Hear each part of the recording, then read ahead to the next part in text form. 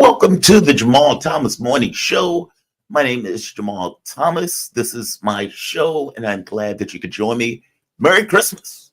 Merry Christmas to all of you. Any and everyone that is under my voice, I hope you guys had a fantastic Christmas. Wherever you are, whoever you're with, even if you're by yourself, I hope you had a good one. Even if it was just you sitting in a room, looking at a TV, eating a turkey leg dinner, like myself. I hope you still had a good one. I have no issue saying Merry Christmas. I don't understand these people who think saying so is problematic. It's Merry Christmas. If other people can, celebrate their culture, can't see why we can't celebrate ours. And so I will not be the person saying Happy Holiday or like they say in the UK, where they don't like to say the term Merry Christmas. I still don't get that. No, Merry Christmas to all of you. And I don't say it in a religious context. It's become this kind of cultural thing, I guess, in the way I look at it. That's the way I look at it, a cultural issue. I apologize for being late this morning. One of my guests canceled at the last minute. In fact, he canceled a few minutes ago just before coming on to the show.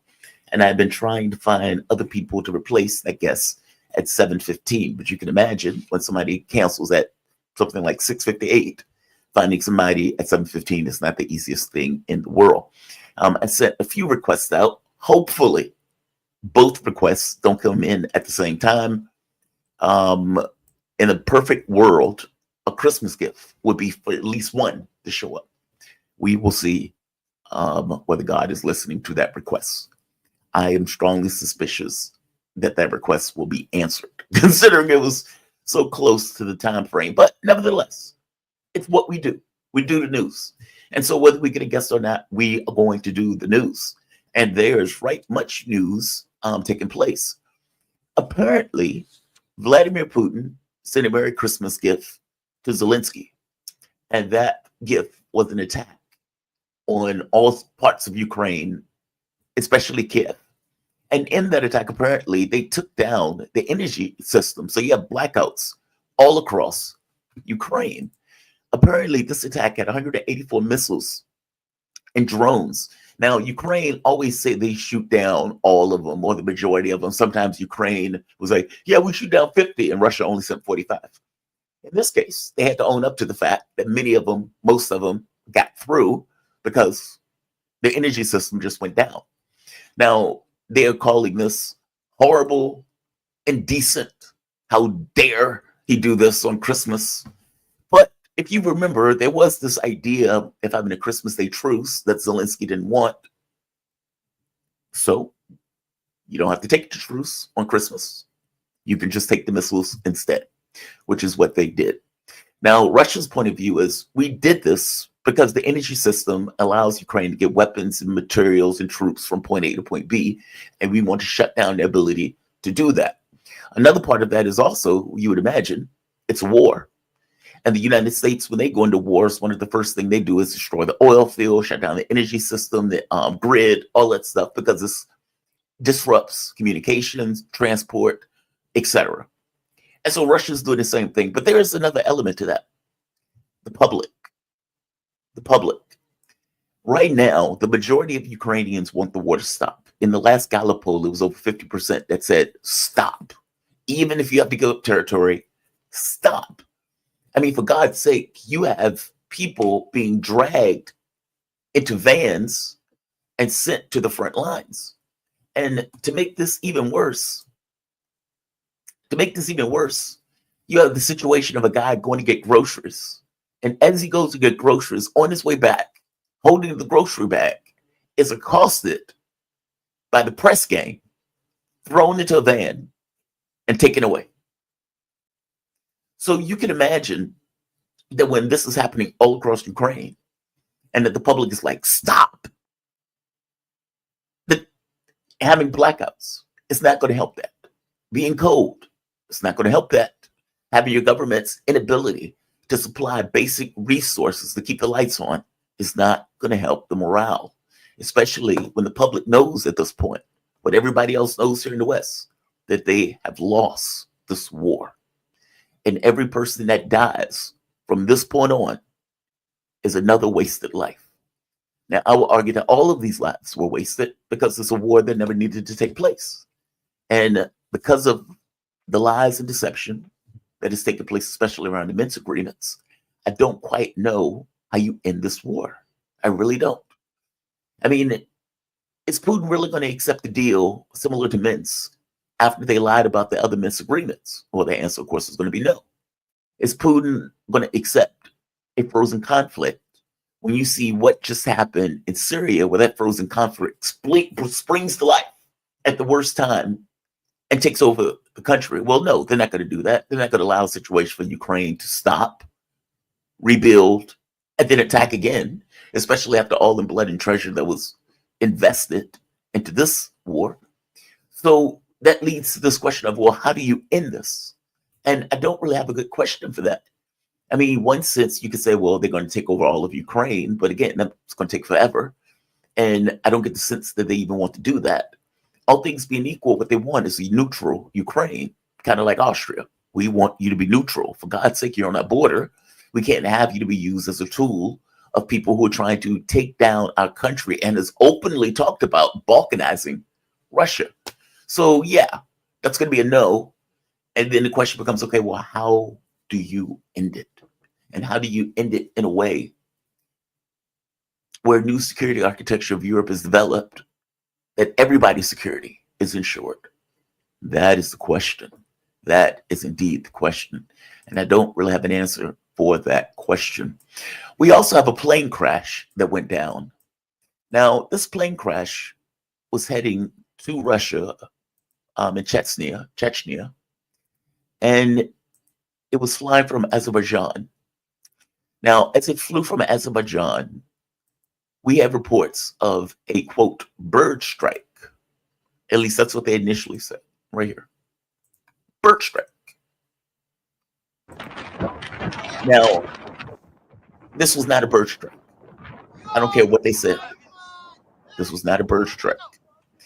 Now, this video shows the wing. That doesn't look like a bird to me. That doesn't look like a bird to me. Say what you want.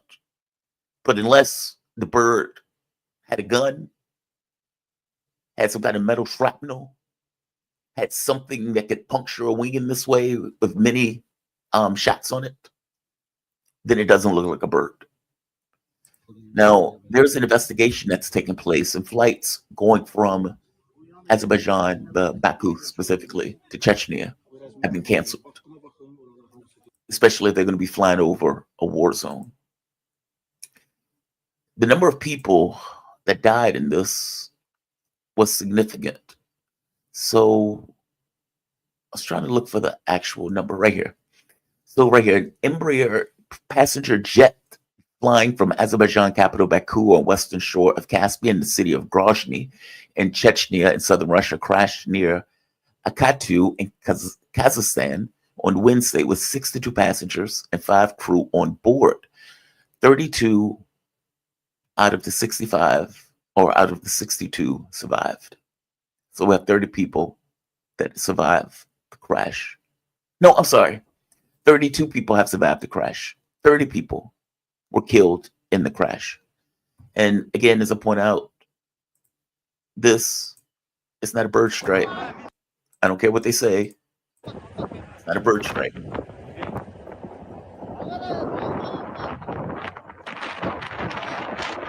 That is a tragedy, to put it mildly. All of those people, civilians, just dead. Like I said, there's going to be an investigation into this. The Azerbaijan president was in Moscow at the time, and he's flying back immediately to deal with this. Now, again, that doesn't look like a bird strike with me. I get the sense that one or two things has happened. Plane was shot down, or shrapnel hit the plane and made the plane unable to fly. We don't know which one, but as you can see for yourself on the wing, that does not look like a bird hit that plane unless that bird was carrying the gun. It could be carrying a gun. I'm not saying that's impossible. This wing could, but I'm very skeptical. If anything, I'm more inclined to believe that the Russian air defense fired off, or a Russian Ukrainian missile or drone hit it, or the Russian air defense hit a drone or missile that ends up spewing shrapnel on the plane itself. Again, I could be wrong. An investigation is going to take place. I'm just showing what that wing looks like and what that plane looks like at the end of it. That does not look like a bird. Just saying. There was also the terrorist attack that took place for the Ursula Major, and another attack that took place at a mall in Russia, where basically a drone hit the mall. Now, this was during the time that there was a massive, I guess you can say, drone attack by Ukraine. The overwhelming majority of those drones were taken down, but apparently one got loose and hit one of the planes. I'm sorry, hit one of the malls. Now, again, air defense is not perfect, regardless of how good it is. Perfection, you don't quite get. Syria is on the brink of explosion. There's no other way to put it. There have been massive, and when I say massive, I mean massive protests all across Syria at this point. And some of the pictures are just astonishing. So in various locations, Homs, Aleppo, one second. There we go. I think it was like 4 or 5 different cities in Syria. People are pissed. People are pissed, to put it mildly. Here's another one. So this one, what they're saying is that all of these groups, Shia or Sunni, Christian, Alawite, have joined in protest. They say even Shias are joining. Because here's the thing. You have a country that was lenient on all of these other religions, meaning they were tolerant. And so you had Christian, Sunni, Shia, Alawite, minority groups living together. No conflict, living together. Now you get a terrorist organization that takes over. But how does that look? How does that work? So you've lived in society for the last 40, 50 years that you could be on the beach in a bikini. Men can walk around with no shirt on. You might have earrings. You dress the way you want to dress. You worship who and how you want to worship. And then that changes overnight, like literally overnight, to now you have one God. You have one religion. And we are not tolerant of anything else. And regardless of what they say is for public consumption abroad. What they do is very different. So you have assassinations taking place, desecrations of holy sites. You have people being killed, in some cases, openly killed. And you have things like Christmas trees being burned. And so it's very clear that from the public's point of view, who's living there, that this is not an open society anymore. This society has effectively been put under Muslim rule. And the public, after being for like half a decade or half a century, being able to worship in the way that they wanted to, you can imagine that's not going to be taken well, even by people of the religious group of the terrorists. And so you have people who are openly pushing back on what they're trying to do in Syria. Not to mention, you have multiple groups in Syria. So HTS is just one group. You have multiple groups with multiple, let's say, identities and things that they want to accomplish. All of these guys have guns. All of these guys are gangs. All of these guys help overthrow the Syrian government. And they're going to have their own wants. And so HTS, who's sitting at the head of this, who declared themselves leaders, are going to have to somehow mesh all of this. And the reality of it is, they may not be able to. I mean, this is just protests in one area. I mean, they have protests all over at this point. Here's another one. I mean, this is just chaos. It's another one. City of Homs, Jableh, Tartarus, Latakia. There was one in Aleppo.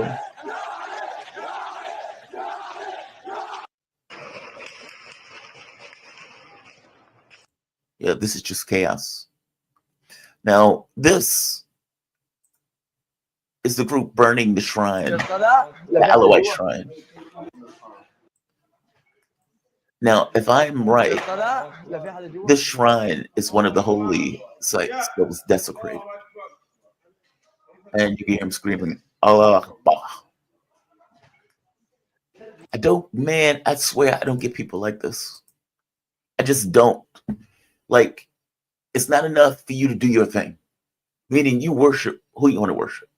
If you don't want to worship, fair enough. If you think it's Jesus, God bless you. But instead it's, you must worship this way. If not, I'm going to murder you. It's like, dude, what the fuck? What do you mean?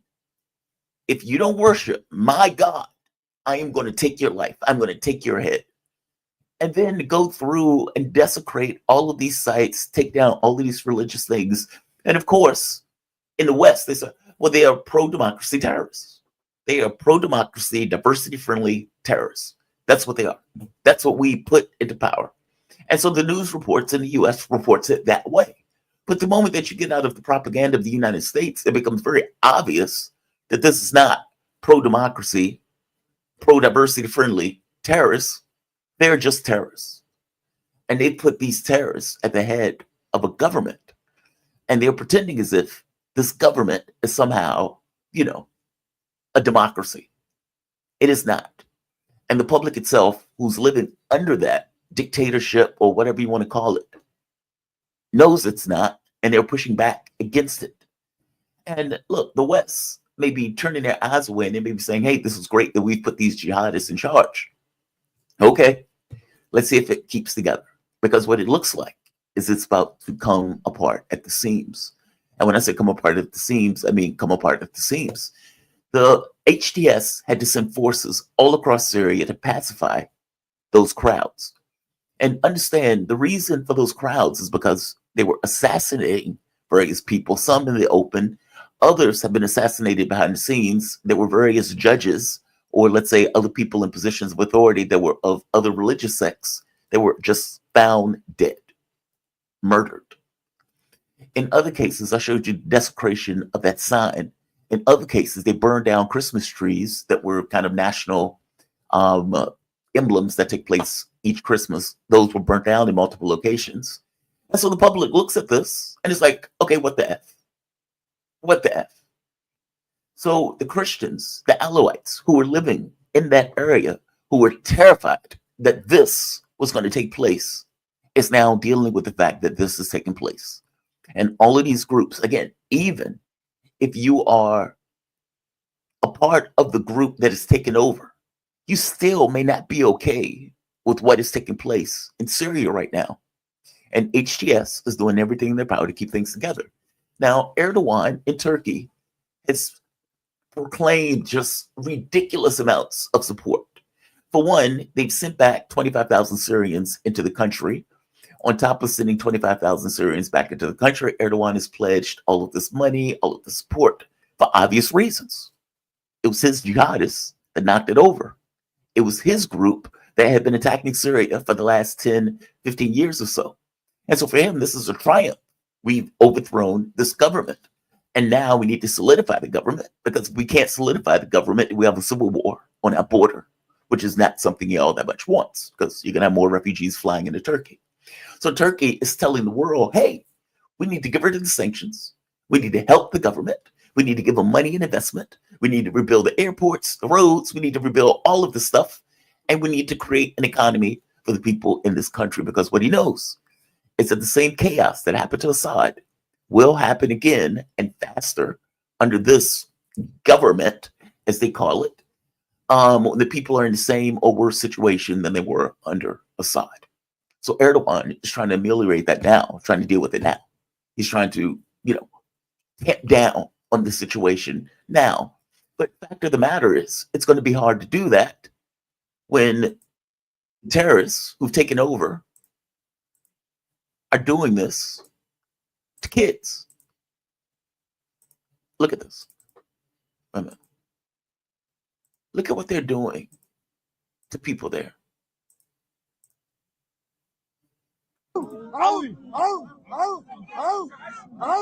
He's barking like a dog.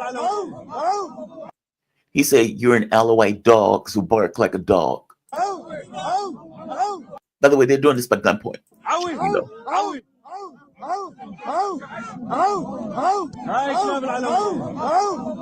Diversity-friendly terrorists.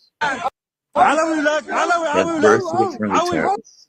He's yelling at him, saying, "You're Alawite. You're Alawite. Okay, bark like a dog. Bark like a dog. Basically, bark like the dog that you are." Diversity-friendly terrorists. That's what the West is calling diversity-friendly. Bark like the dog that you are.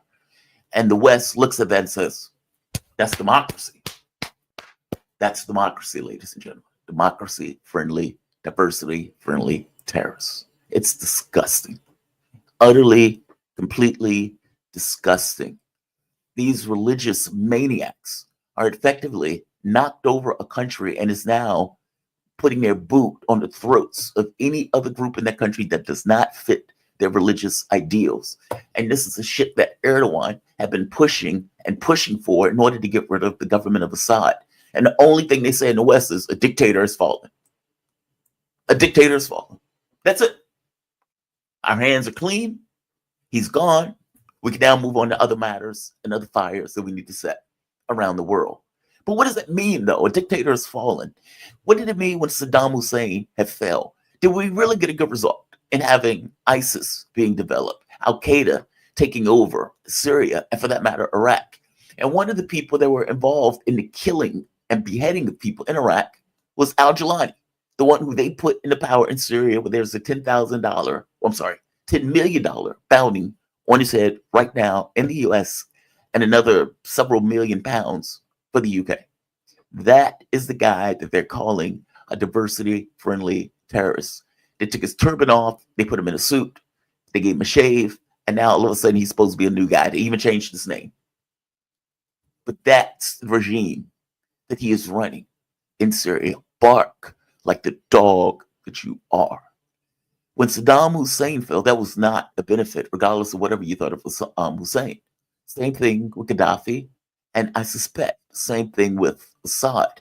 For all of his ills, the reality of it is you did have a government and a society, and if you didn't necessarily overthrow that government and you had somewhat of a stable situation, you could actually work towards the reforms that you ideally will want to see in that country. I mean, for God's sake, even Russia was pushing Assad for those reforms. You cannot have those reforms when you're under constant threat of terrorists, just like this, that are trying to rape, pillage, and kill, and that we are backing with military equipment, payment, etc. That's not a win. That's not a win. And when Syria explodes and erupts in chaos and killings, my point, I suppose, would be made that much more so. Erdogan is going to do everything in his power to keep it together, though.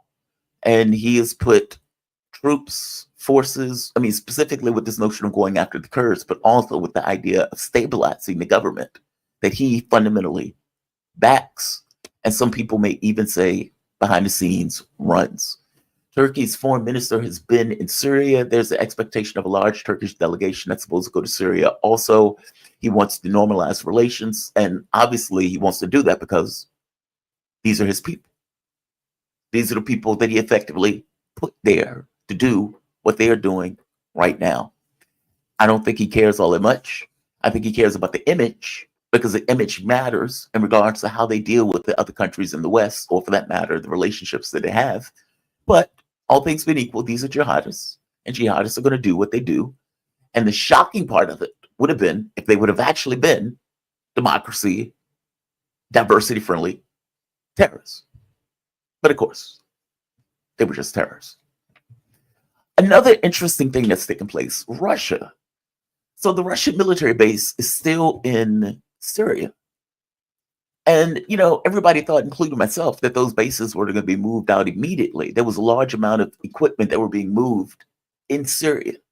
And what we found out is that apparently al-Jilani has said that he would adhere to the contract with the Russian base. So there's that part.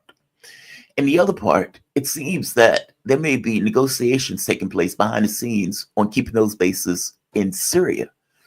And part of the thought is that if you remember, Russia stopped the grain shipments into Syria. Iran stopped the oil shipments into Syria. And so the same issue that Syria had with Assad are similar issues that they have now with the terrorists in head of the government. And so you have this weird situation where negotiations are being made with the West, and for that matter, with Russia, and with Erdogan.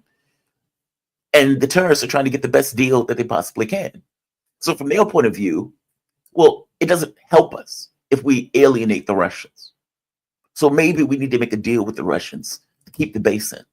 And maybe part of that deal would be to get the grain back. Maybe part of that deal would get military assistance, especially considering Israel continues to take more and more land in Syria. So they may even look at Russia as a hedge against Israel's expansion into that area, with the thought that if Russia leaves, Israel may take the area. So there's negotiations that are apparently taking place behind the scenes on whether or not those bases are going to remain in Syria. I didn't think they were, because my thought was that there was no way Putin was going to be okay with Erdogan having some level of control or influence on Russia through those bases. But maybe it's not working that way. It seems that at the very least, the terrorists want to have to be able to play one off the other, and to be able to offer, or for that matter, deny, based on what is in the best interests of them. So we will see how that resolves. I mean, I guess this is still in flux right now, and there's still negotiations taking place, but currently those bases are still there. How long they stay there, that is an open question. That is indeed an open question. Let's go to some U.S. news. Chuck Todd, the man himself. I am always enamored by these people who say stuff, and it's like a window behind the scenes. It's a window behind the scenes. So this is Chuck Todd having a conversation about what happened after the election and what they told Chuck Todd.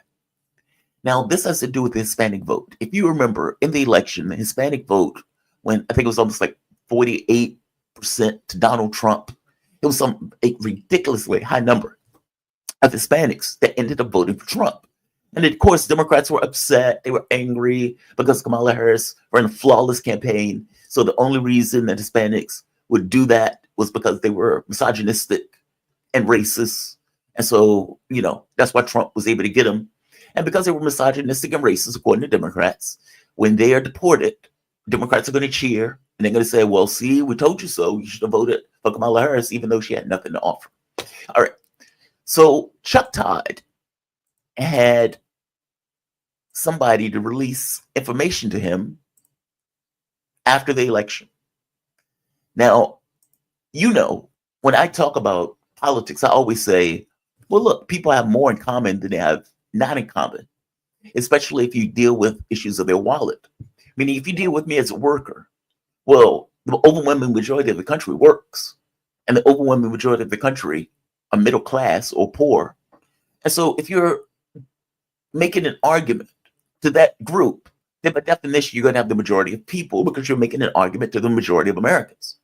Now, Democrats have this habit of slicing up groups, and they believe that each group is somehow very unique and very different. And so if you notice, Kamala Harris came out, she was like, people say, hey, there's no plan for blacks. And then she magically came up with a plan for blacks. And then she's like, here's my plan for Hispanics. And here's my plan for this group. Here's my plan for that group. As opposed to, you're all Americans. You're all workers. You all pay bills. And we're going to deal with your wallet, because all of you, regardless of who you are, regardless of your racial distinction, have to deal with that. It's about economy. It's about the economics. It's the economy, stupid. That line again. This idea that your financial well-being is the thing that you're going to care about more than pretty much anything else. There may be other issues that you care about, But all things being equal, paying for the lights, paying for the kids, paying for the house, paying for the car, paying to eat, those things are going to take priority over everything else. And if you make an argument to that, you have a better chance of winning. Now, Democrats used to do that. That used to be their mainstay, right? It was a party of workers. They had unions, and those unions were back in the Democratic Party. And the unions would go out, they would be the muscle, they would put signs, they would knock on doors. That was their job. But if you notice, this time around, the main union, the Teamsters, didn't vote for Kamala Harris. Not at all. In fact, the majority of them ended up going for Trump. And not just the majority of them ended up going for Trump. You had the situation when they took that vote, and that vote was going to be the determining factor in whether or not they were going to support a particular political party. Trump came out higher in that vote total. Now, because of that, the Teamsters came back and said, okay, we're not going to vote this year, meaning we're not going to make a ruling on who's going to get our support this time around, which you can imagine is rather damaging, considering that this was something that the Democratic Party had basically had going back for as long as I can remember. And yet, this time around, not so much. So you would imagine that the Democratic Party will have the soul searching about, well, how do we lose workers? And when you're looking at the polling, the after polling, the exit polling, it was very clear the Democrats got people who were dirt poor and the elites, with the working class voting primarily to Donald Trump. Now, that should create soul searching. I mean, you've lost something that you've had for decades, going back for as long as I can remember, back to the FDR era, and you lost them to a blue-collared billionaire. Instead of soul searching, what you ended up with was the Democratic Party effectively calling everybody racist and sexist. All right, so this is Chuck Todd talking about what happened behind the scenes when he was given information about the election itself. And I want to make a very clear point. They had this information during the election. And in no way did this information change the way Kamala Harris ran her campaign. This is Chuck Todd. This is always my favorite part about a post-election is the losing side suddenly shares memos that they never would have shared with you. And I got one from a Molly brought some today. Right. A strategist for a Biden super PAC circa 2022 sent me a polling memo that he had sent to the campaign. And there was a single, he wanted me to note a single observation that he had made at the end. And it was having to do with the Latino vote. And what was interesting, they were asking all sorts of questions and they were testing the democracy question. And one of the things that popped out to this source of mine, and he put it in his memo and he circled it to make sure I didn't miss it, was that Hispanics believed in a strong presidency. They were more open to a strong presidency. And in fact, were more, so this idea of the authoritarianism and this and that. And there was another aspect to it. The democracy message really didn't ring true with Latino voters, especially if they're first or second gen. Because you want to see a democracy crumbling? Let me introduce you to El Salvador. You want to see a democracy that doesn't work? Let me introduce you to Venezuela. And so it was one of those things that the Hispanic voters want a strong presidency, and they were more open to it, which was sort of this at the time. He was right, like Trump may make more inroads here than you think.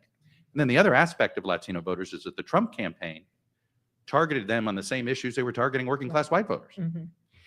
And the Harris campaign targeted them as a community of color. And that's where I think the disconnect has sort of, and it's sort of like going forward, I think it's pretty clear class is the big divide in American politics, not identity. And I think I think both parties are sort of now get that in many ways, and I suspect a different sort of democratic messaging in the next 4 years because of that. This is always I guess my thing is, for one, they had the data on it. Two, in no way did they change it. Meaning, it's frustrating to me because I often say that, look, stop telling me, like when you have Democrats doing their campaign stop petitioning blacks with this notion of getting out of jail. Like, it aggravates the hell out of me when I hear that. It feels racist as hell. They're like, for black people, what we're going to offer is lessening sentences for people going to jail. And I'm like, what the hell are you talking about?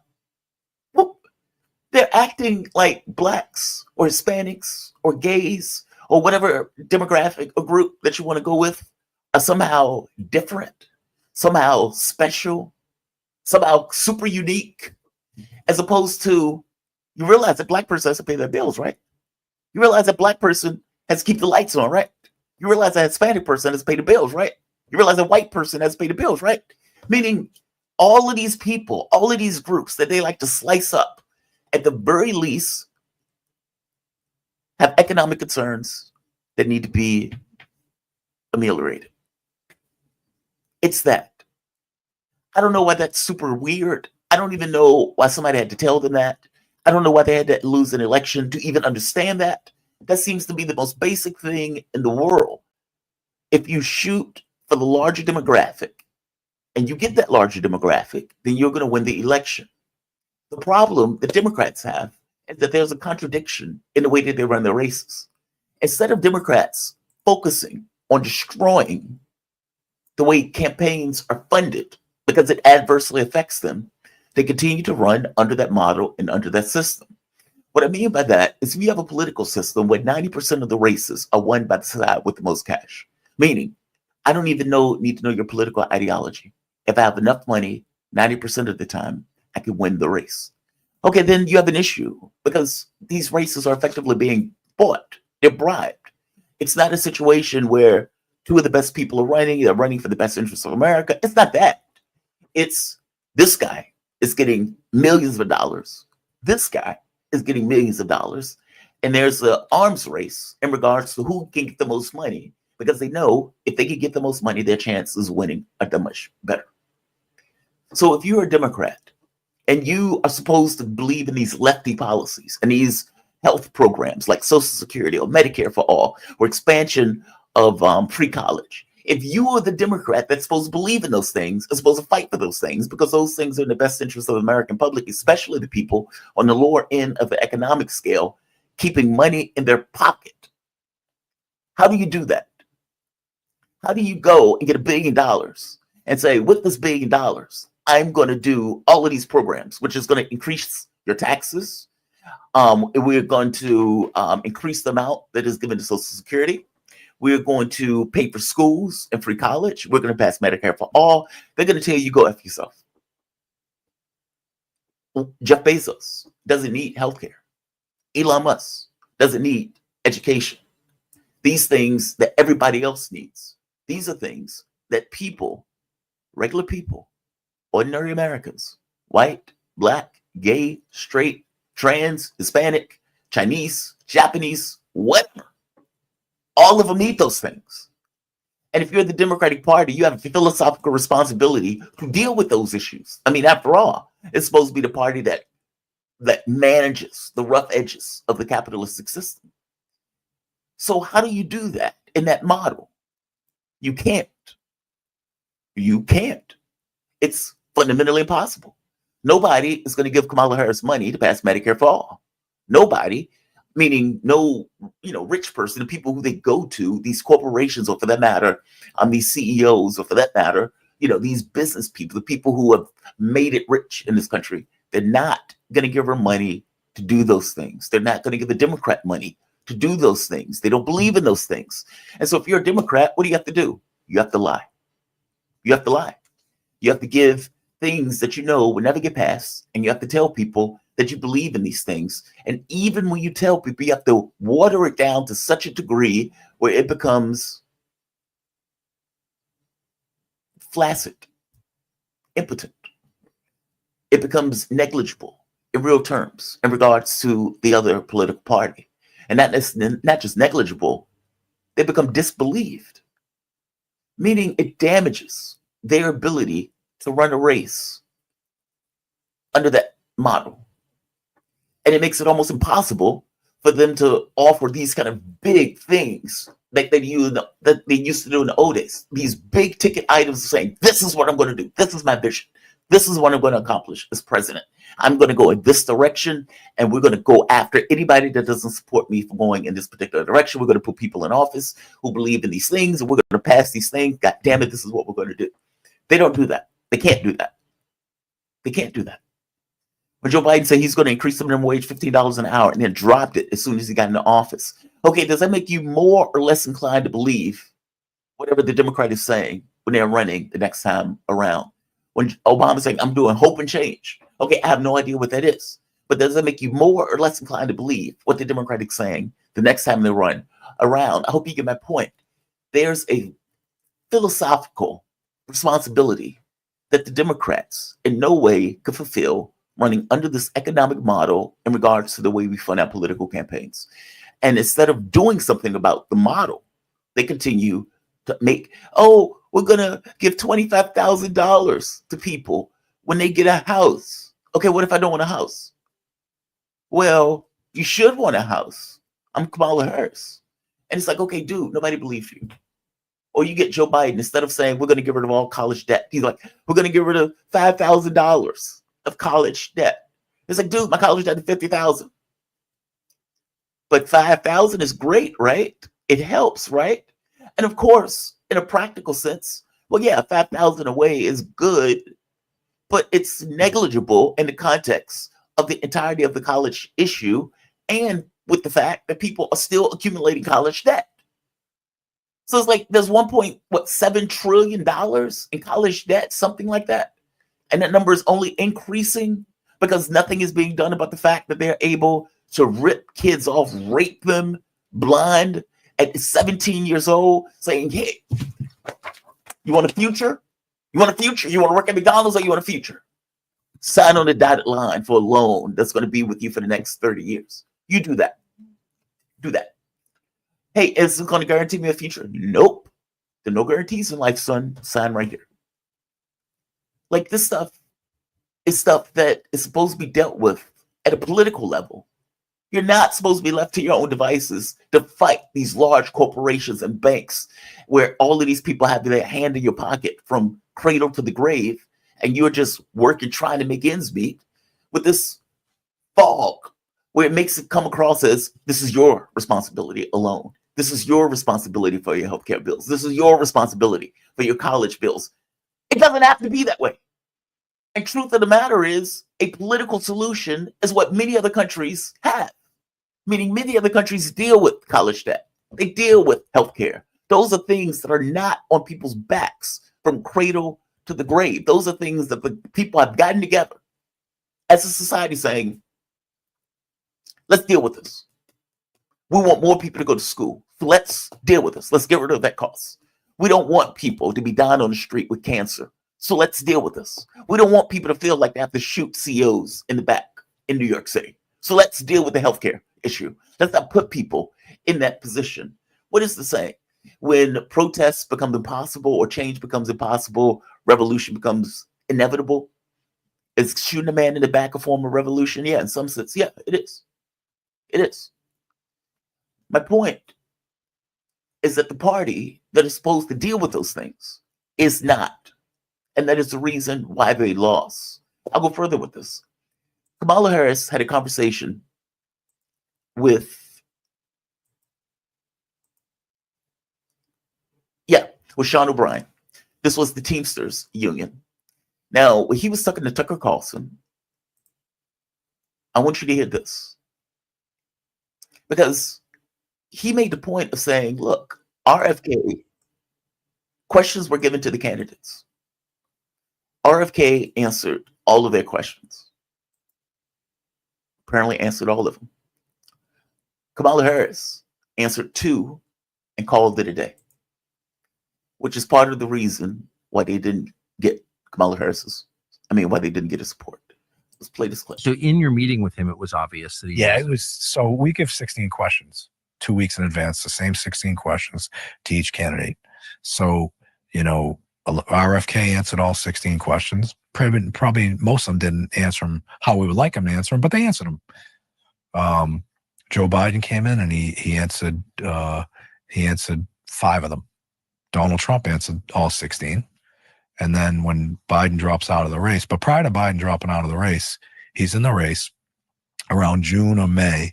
One of my vice presidents, a woman named Joan Corey out of my local, she sits on our general executive board, was at an event with Vice President Harris.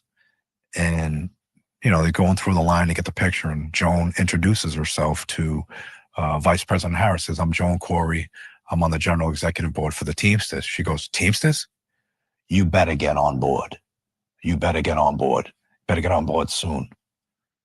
Says it to my vice To president. her face? To her face. So she comes back. We have the meeting the next day. Damn. And she tells me I this. thought I was arrogant. She That's tell- really arrogant. so Think about that. Like think of the level of just sublime arrogance, just radical arrogance, where you were supposed to be there to get their vote. And look, this is the problem with Democrats. Like this type of Democrats. These people fundamentally believe that your vote is owed to them, meaning they fully believe that, oh, I don't have to get your vote, which is what candidates typically do. They have to go out and they have to get their votes. Instead, you better vote for me. You better get on board. You better get on board. This train is going with or without you. You better vote for me. Who the hell are you? Now, the reason they do this is because from their point of view, Trump is so radioactive that by virtue of his radioactivity, you must vote for me. I'm your savior. I'm your way out of this box. They do this nonsense election after election after election, where they say Republicans are clearly, you can't vote for them. And so we're here to save you. So we're giving you the privilege and the opportunity to vote for us. And of course, the American public tell them to F off, which is what the team says, F off. Go F yourself. This is not the way elections are supposed to work. I don't owe you my vote. None of these people owe you their votes. You work for their votes. You've inverted the political system. And all of these people who are out there screaming that, oh, these people are racist and sexist and bigoted and everything else. What you're missing is that your candidate is supposed to actually get their votes. They're supposed to give a plan, a vision, an idea, something that people will give a shit about and go out and vote for. It's raining, but damn it, I'm going to vote for this candidate because I want so-and-so. Or damn it, it's cold outside, but I want this candidate because they're doing so-and-so. I believe that this person is going to do X or Y, so I will crawl over hot blast in the middle of an alien invasion with drones shooting razor beams, and I'm dodging and ducking, and I'm running and pulling the lever for my candidate. Is anybody going to do that for Kamala Harris? Well, obviously, the answer was no. The answer was no. This was the level of arrogance that she was showing that people could see with their own eyes. And yeah, that does not necessarily translate all that well into people voting for you. When they tell you that she ran a flawless campaign, tell them to go F themselves. They fundamentally miss what campaigns are supposed to be. They're acting as if they're some kind of savior to the American population, as opposed to running a campaign where they are actually dealing with the issues of the American public in real terms, not just in language, not just in rhetoric, not just in messaging in the way that they like to say, but no, in real world terms. Am I going to have more money in my wallet? Yay or nay? Am I going to be able to get a job? Yay or nay? Is that job going to pay me well? Yay or nay? Are my bills going to be higher or lesser? Which one? It's that part.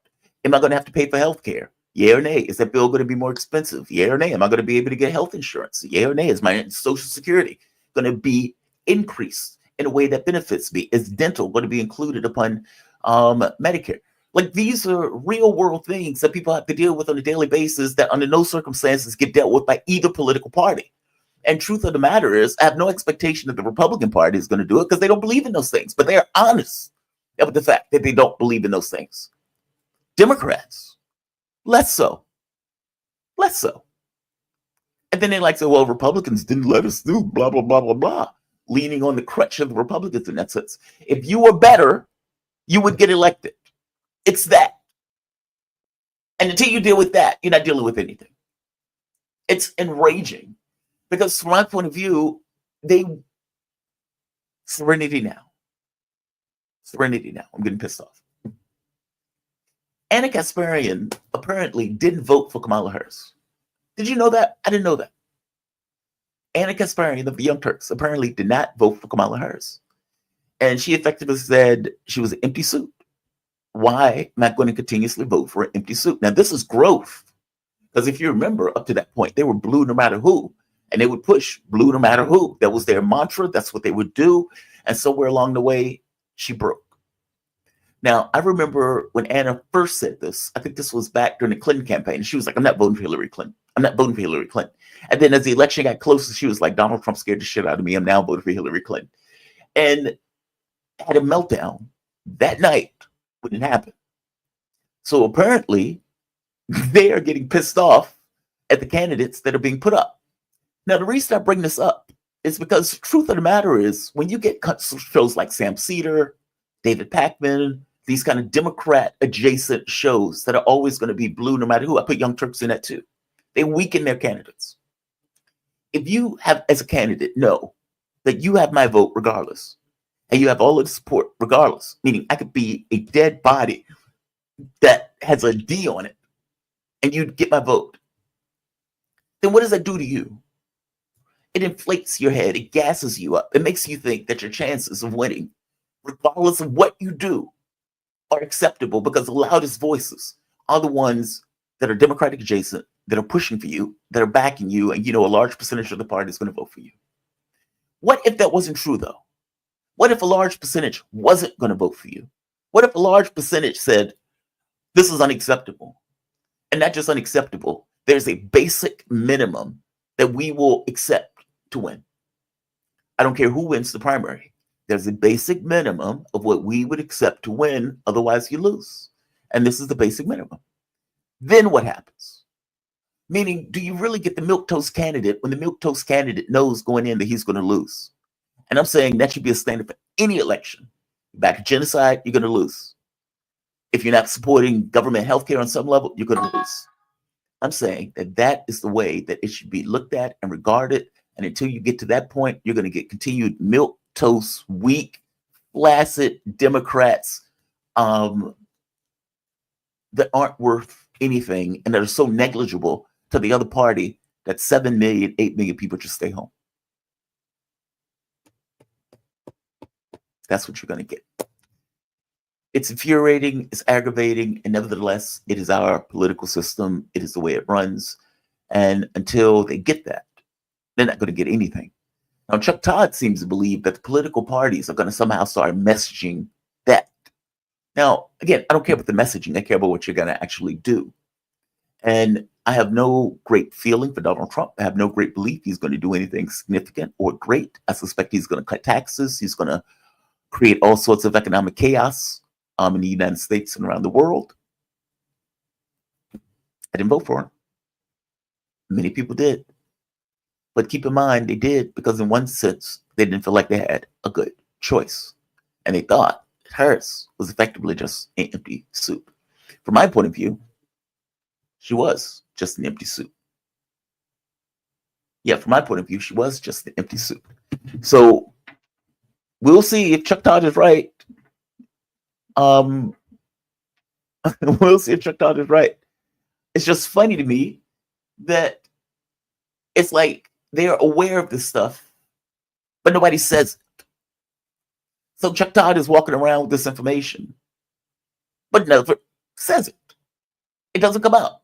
It's not something that the American public gets that, where they can regard it in a certain way, or for that matter, that other Democrats get where they can regard it in a certain way.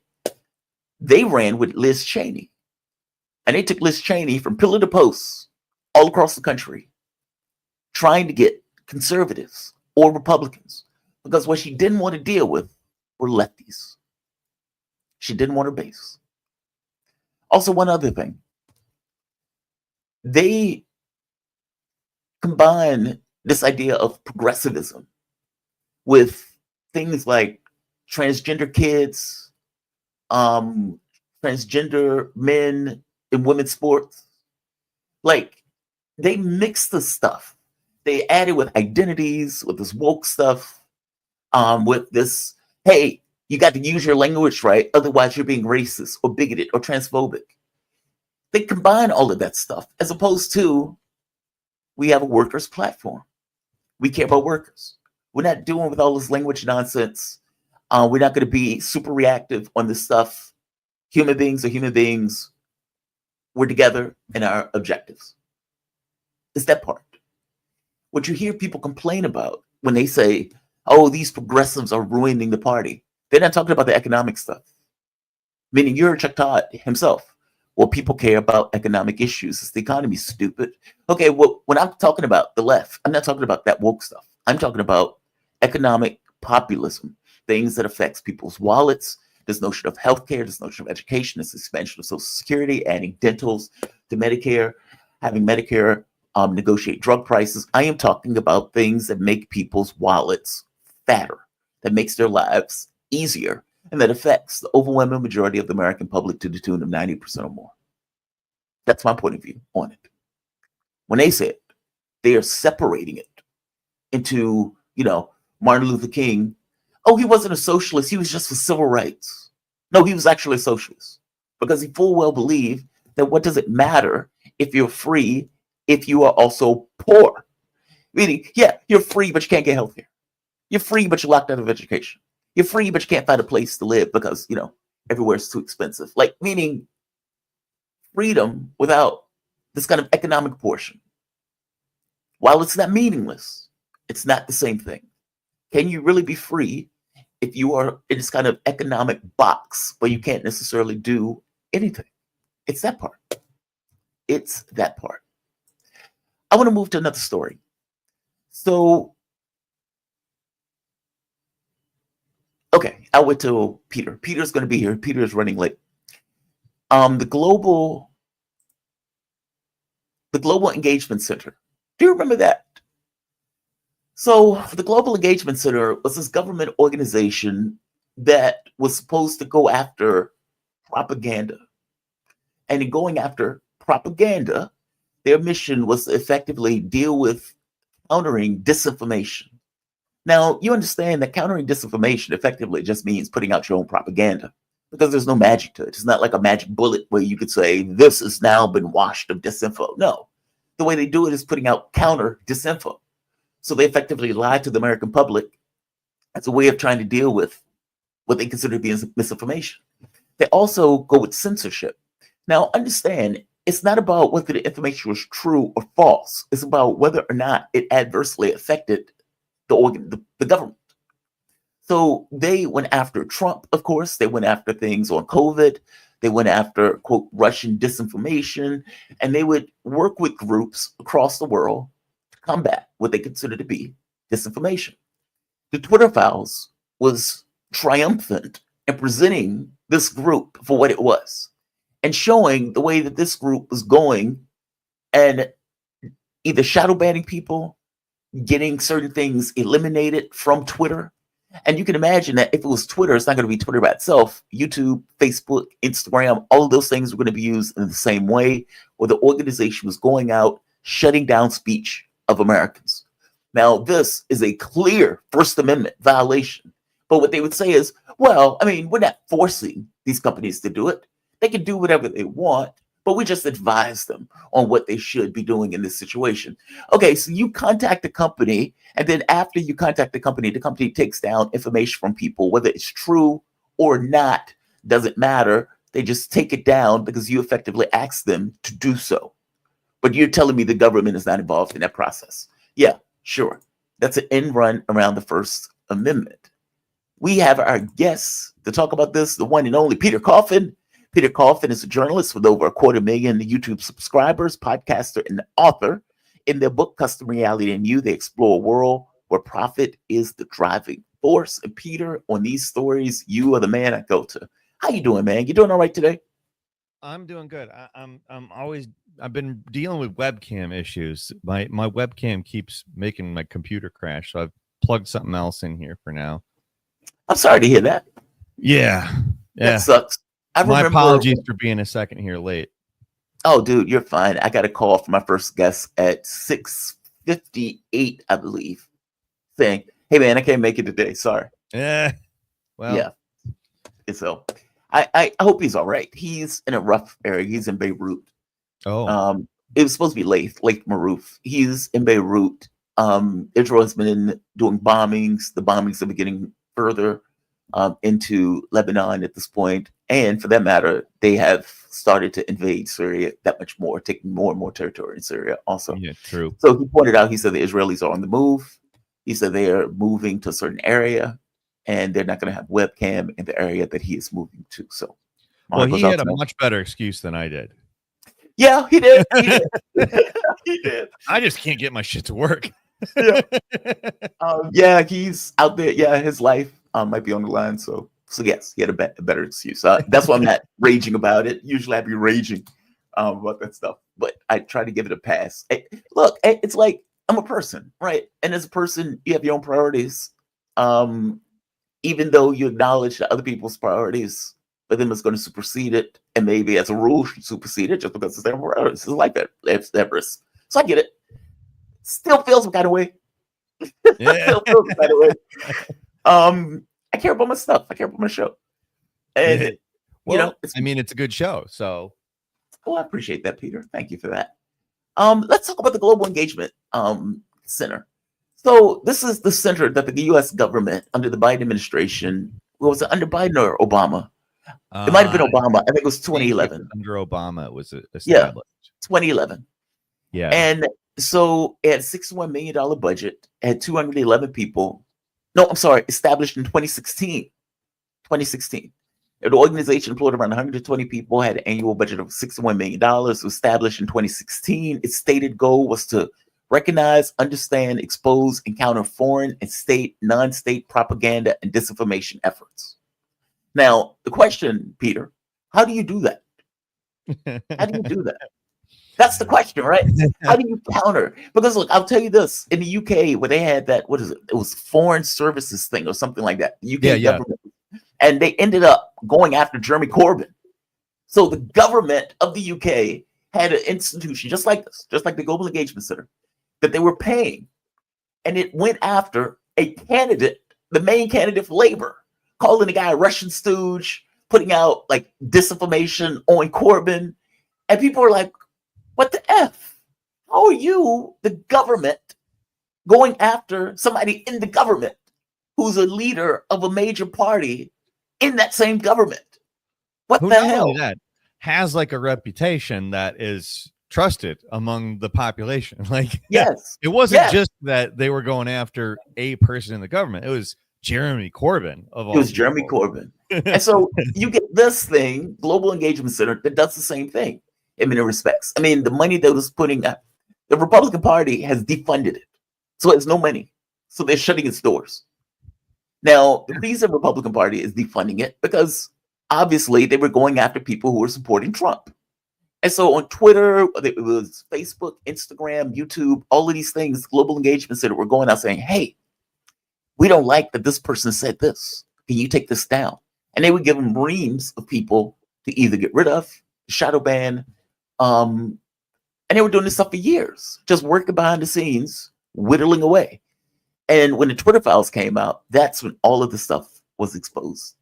I mean, just amazing. Give me your take on this. I mean, this is Go not ahead. a First Amendment violation. Oh my God, it absolutely is. I mean, they would make the case that it is not because it's not the government doing the censoring. But I don't believe in that. The United States is a capitalist country, and to be able to speak and have people hear it, and thus that's the reason to speak. You don't speak like, yes, you have the freedom of speech, not the freedom of reach. The freedom of reach is the freedom of speech, to be clear. Like, you don't talk to not be heard. You don't talk into a void and call that freedom. Like, that's, to be frank, freedom of reach equals freedom of speech because speech is communication. So we don't have free speech, in my opinion. We have paid speech in this country. So that right off, that like, it doesn't matter that it's a private company, but it's not a private company ultimately like initiating it. Like it may be the private company doing it, but they're doing it essentially on orders from the state. So, I mean, in every possible way, it is a violation of the freedom of speech. Like in my highly specific, I made a documentary about it way, it is it's a violation of freedom of speech. And in the traditional constitutional way, it is a violation of freedom of speech. I mean, like, is there a way to do that? I mean, every time I hear countering disinformation, my first thought is, okay, so they're putting out propaganda and they're using quote unquote disinformation as an excuse. And then there's a question of, okay, well, is it even disinformation?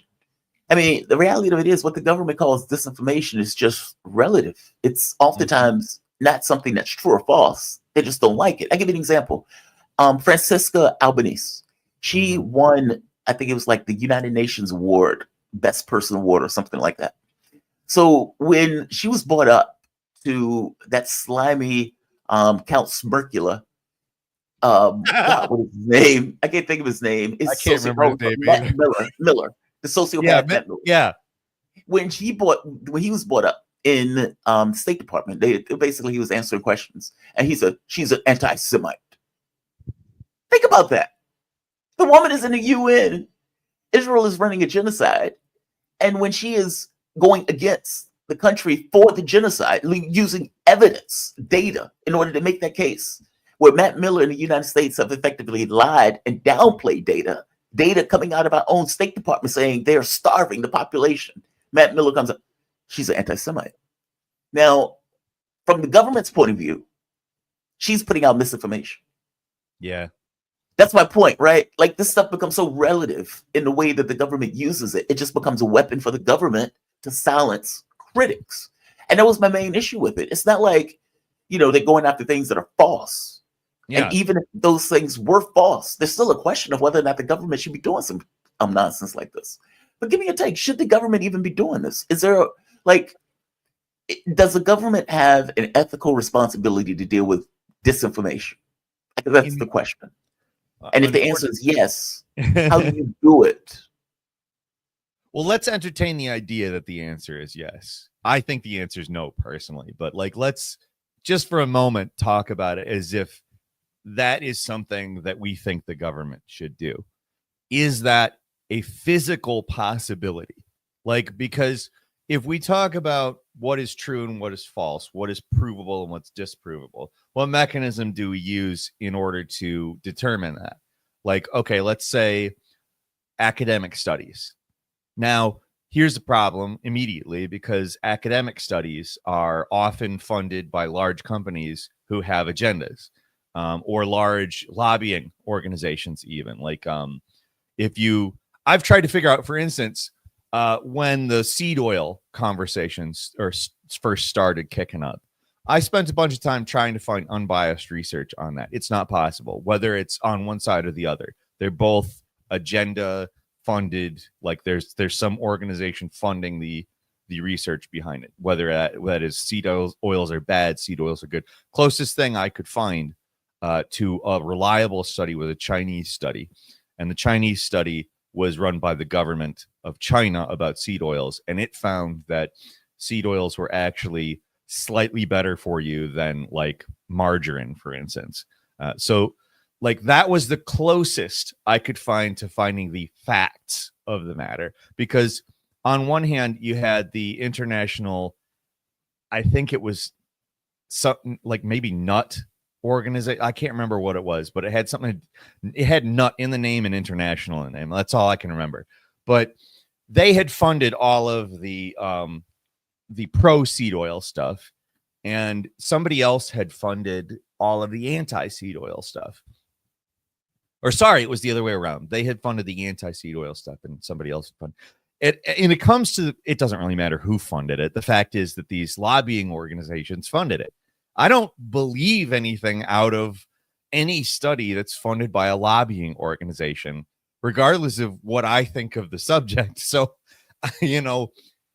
what's the mechanism for proving disinformation? We have to completely overhaul everything. Fact finding in the United States is too tied to money, or too tied to the government. And like, what we, you know, Political objectives. Like, I give you another one, COVID. So RFK was coming out and came out basically saying, look, man, some of the stuff they're saying about COVID is not true. And he would give his own take on it. That was true. And the government has him put in this kind of Twitter jail because they're working with Twitter in order to deal with anybody who's going against the government's narrative on COVID. And so he was like, they put him in this category of malinformation. And malinformation wasn't that it was false. It was just inconvenient. It's like, okay, I mean, what am I supposed to do with that? So now something that's true, but it's inconvenient also gets silenced. Like, or Ukraine, I'll give you another example, Ukraine war, where they would say, well, this was purely unprovoked. And any notion that it wasn't unprovoked is just disinformation. It's like, okay, sure. Like, I don't know the mechanism to deal with something like that, short of just countering speech with speech. Yeah. Don't lose credibility. Really, that's the only thing that we can do. And unfortunately, like I mentioned a moment ago, speech it's, in my opinion, it's highly tied to both social capital and actual capital. Like, it's unfortunate, but like, we don't really have a free speech situation because the way that our country is set up, like, yes, the printing press did democratize speech to some extent, but you still need to have a printing press. Yeah. It's the same for the following technologies. But here, what we talk about, probably the best option is more speech or, you know, but the problem is we don't have a system that's really set up to give each side a fair shake at proving their case. Yeah. If you mentioned COVID and the Ukraine war, I've been in Twitter jail a while. I would say back to about 2020, due to fun election related stuff. I don't see any evidence that I'm out of Twitter jail. So whatever I say on Ukraine, which I spent a long time on like showing people like, okay, here's a reason why Ukraine would happen. And I talk about 2014 and that election situation, et cetera. So, because that's very obviously like the preceding events that they said that's propaganda, Peter. Yeah, I know. That's exactly the problem. It's propaganda. I've been a bad guy. And you know what's really funny? I got into Twitter jail on like late November 2020, right after the votes had been counted. I just find that it's such a supremely interesting coincidence, in my opinion. Yeah. I had talked about how through the lead up of the election, I got a ton of engagement talking about how Biden isn't the answer, et cetera, et cetera. And then once the votes are counted, suddenly all of that engagement shuts off. I changed nothing. Suddenly all that engagement shut. I'm still in Twitter jail right now, even with Elon. But I don't think Elon likes me a whole lot either. If he knows who I am. Oh, you've been trashing Elon. Look, man, Elon needs to shut that up. I don't trash him in the way that other people trash him, but I also don't see him as infallible like a lot of other people do as well. He's a billionaire who's looking out for his own interests. That's the way I see him. I mean, like, look, he bought Twitter for his own interests. It wasn't for this free speech. It wasn't for these high deals. It was the same reason that Bezos bought the Washington Post. Oh my God! And if you want to talk about Bezos and the Washington Post, you talk about the scandals involving the unions. Like, yes, that's the funniest thing because. I mean, I'm sorry to go off in a different direction, but you can provably show that they were covering that differently than all the other outlets. Like, and then there was other things too, but that was the one that I remember right now. Yeah, no, man, it's a wild thing when you think about it. I mean, and they again paid speech. It's paid speech. They're the ones who get the quote unquote free speech, the ability to say what they want and have it be heard by people. And these are the only people who, in theory, would have the ability to counter mis or mal information. And well, they obviously have their own agendas. So Yeah. the problem of free speech is that if you have free speech, people can say things that are wrong or malicious or what have you. Like, we do have guardrails on stuff like saying fire in a movie theater or very, very obvious, like insightful behavior, et cetera, et cetera. And I get that. That's fine. I don't have any problems with that. But the fact is, if you're going to do what they're calling freedom, you have to kind of be like, well, I guess propaganda from everyone is allowed. You know, you But see, can't that's just say why- like our propaganda is the only real propaganda. We're But really that's why talking truth here. I know, but that's why credibility matters. Yeah, Like, that's yes. why, when the government loses credibility, we're in a world of, shit and piss. Yeah. I mean, same thing with media. When they lose credibility, okay, well, then where do people go? Like, the moment that I think you're lying to me, I'm probably not going to listen to you. Or at the Yeah. very least, I'm going to be very doubtful of what you're saying.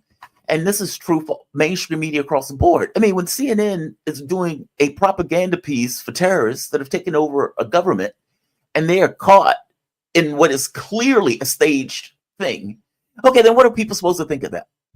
Like, how do I suppose to regard seeing something like that and then come away with this assessment that, okay, they can be trusted, and they're telling me they're the most trusted name in news, right?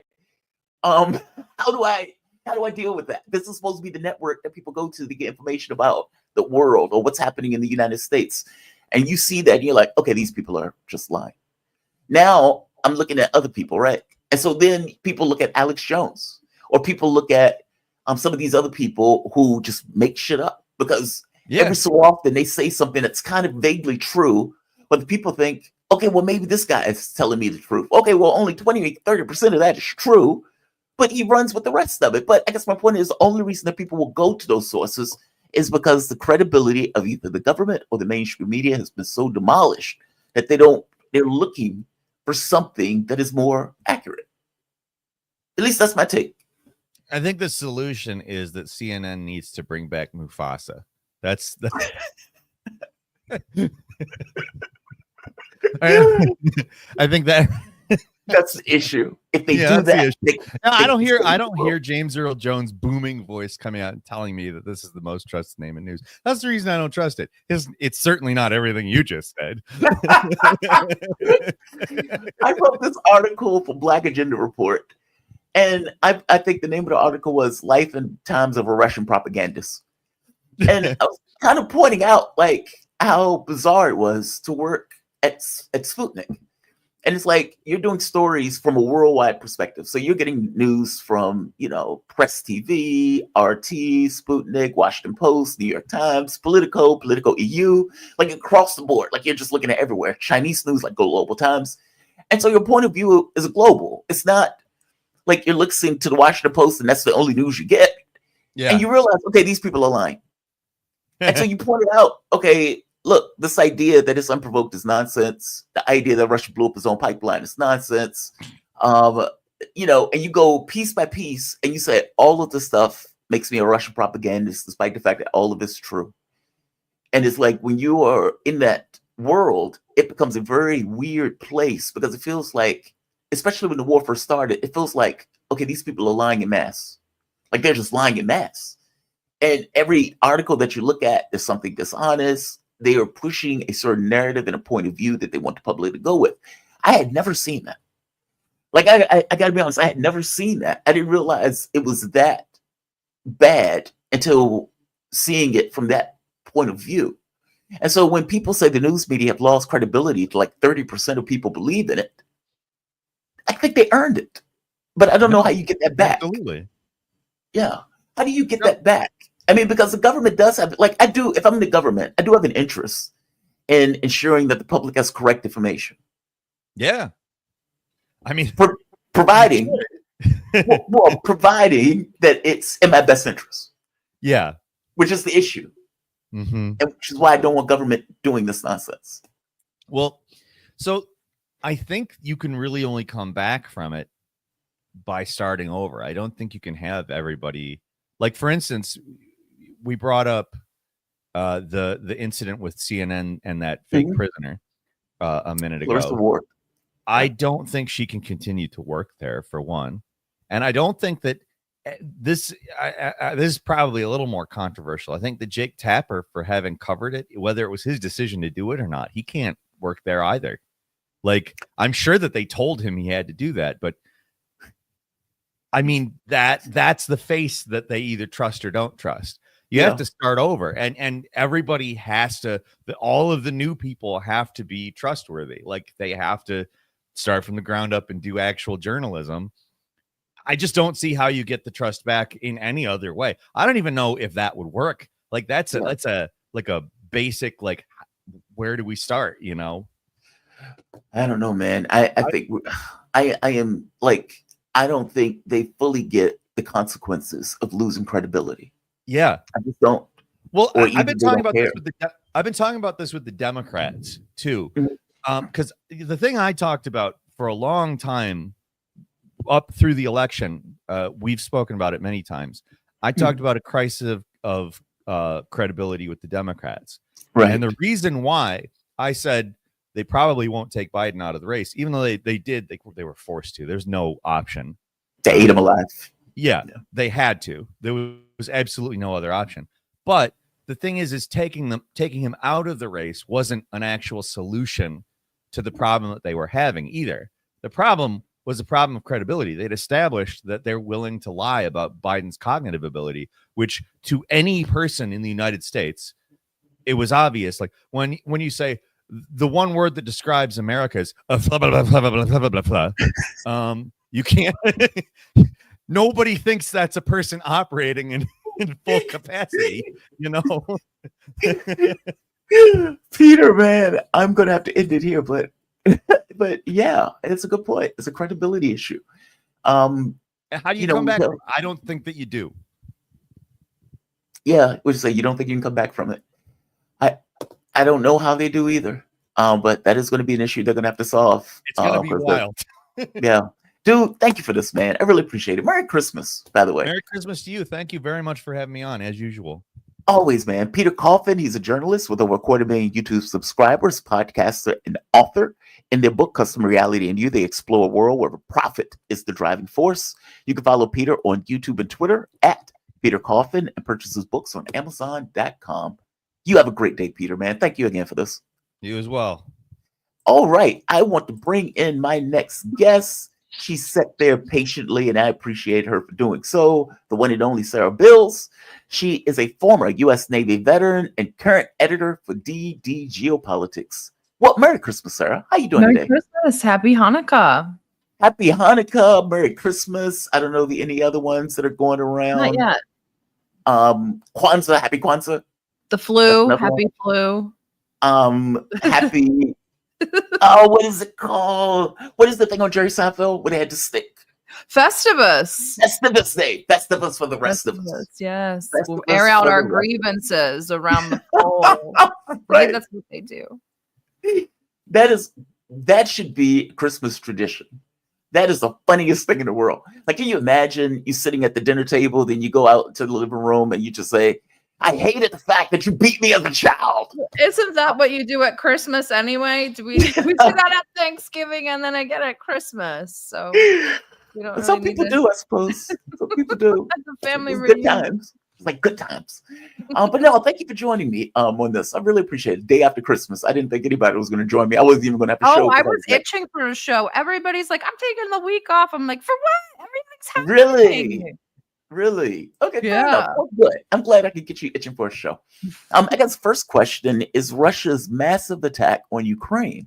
So apparently they sent 184 missiles and drones decimating Kiev and some of the other places, taking down the energy grid. So apparently there were blackouts all across Ukraine. Mhm. Russia said, look, we are taking down the energy grid because we need to deal with military concerns, basically preventing materials from getting from point A to point B, preventing them from being able to create X or Y, taking down the trains, etc. Now, of course, Zelensky is like, oh, this is inhuman. I can't believe you did this. It's like, dude, you're in a war. You Mhm. tried, you didn't want to end the war. You literally went to Congress, went to your parliament to pass a law saying you can't even talk for negotiations. It's a war. What do you think? And let's be honest, when the U.S. does this, they take down that stuff on day one. This was kind of an escalating thing for Russia. But give me your take on this. How damaging was this attack? It sounded like it was a massive attack hitting all across Ukraine. It did look like it was. It did appear to be a pretty massive attack, and I think that the focal points were more in the central and the western areas, so it gave even a more impactful sort of boost.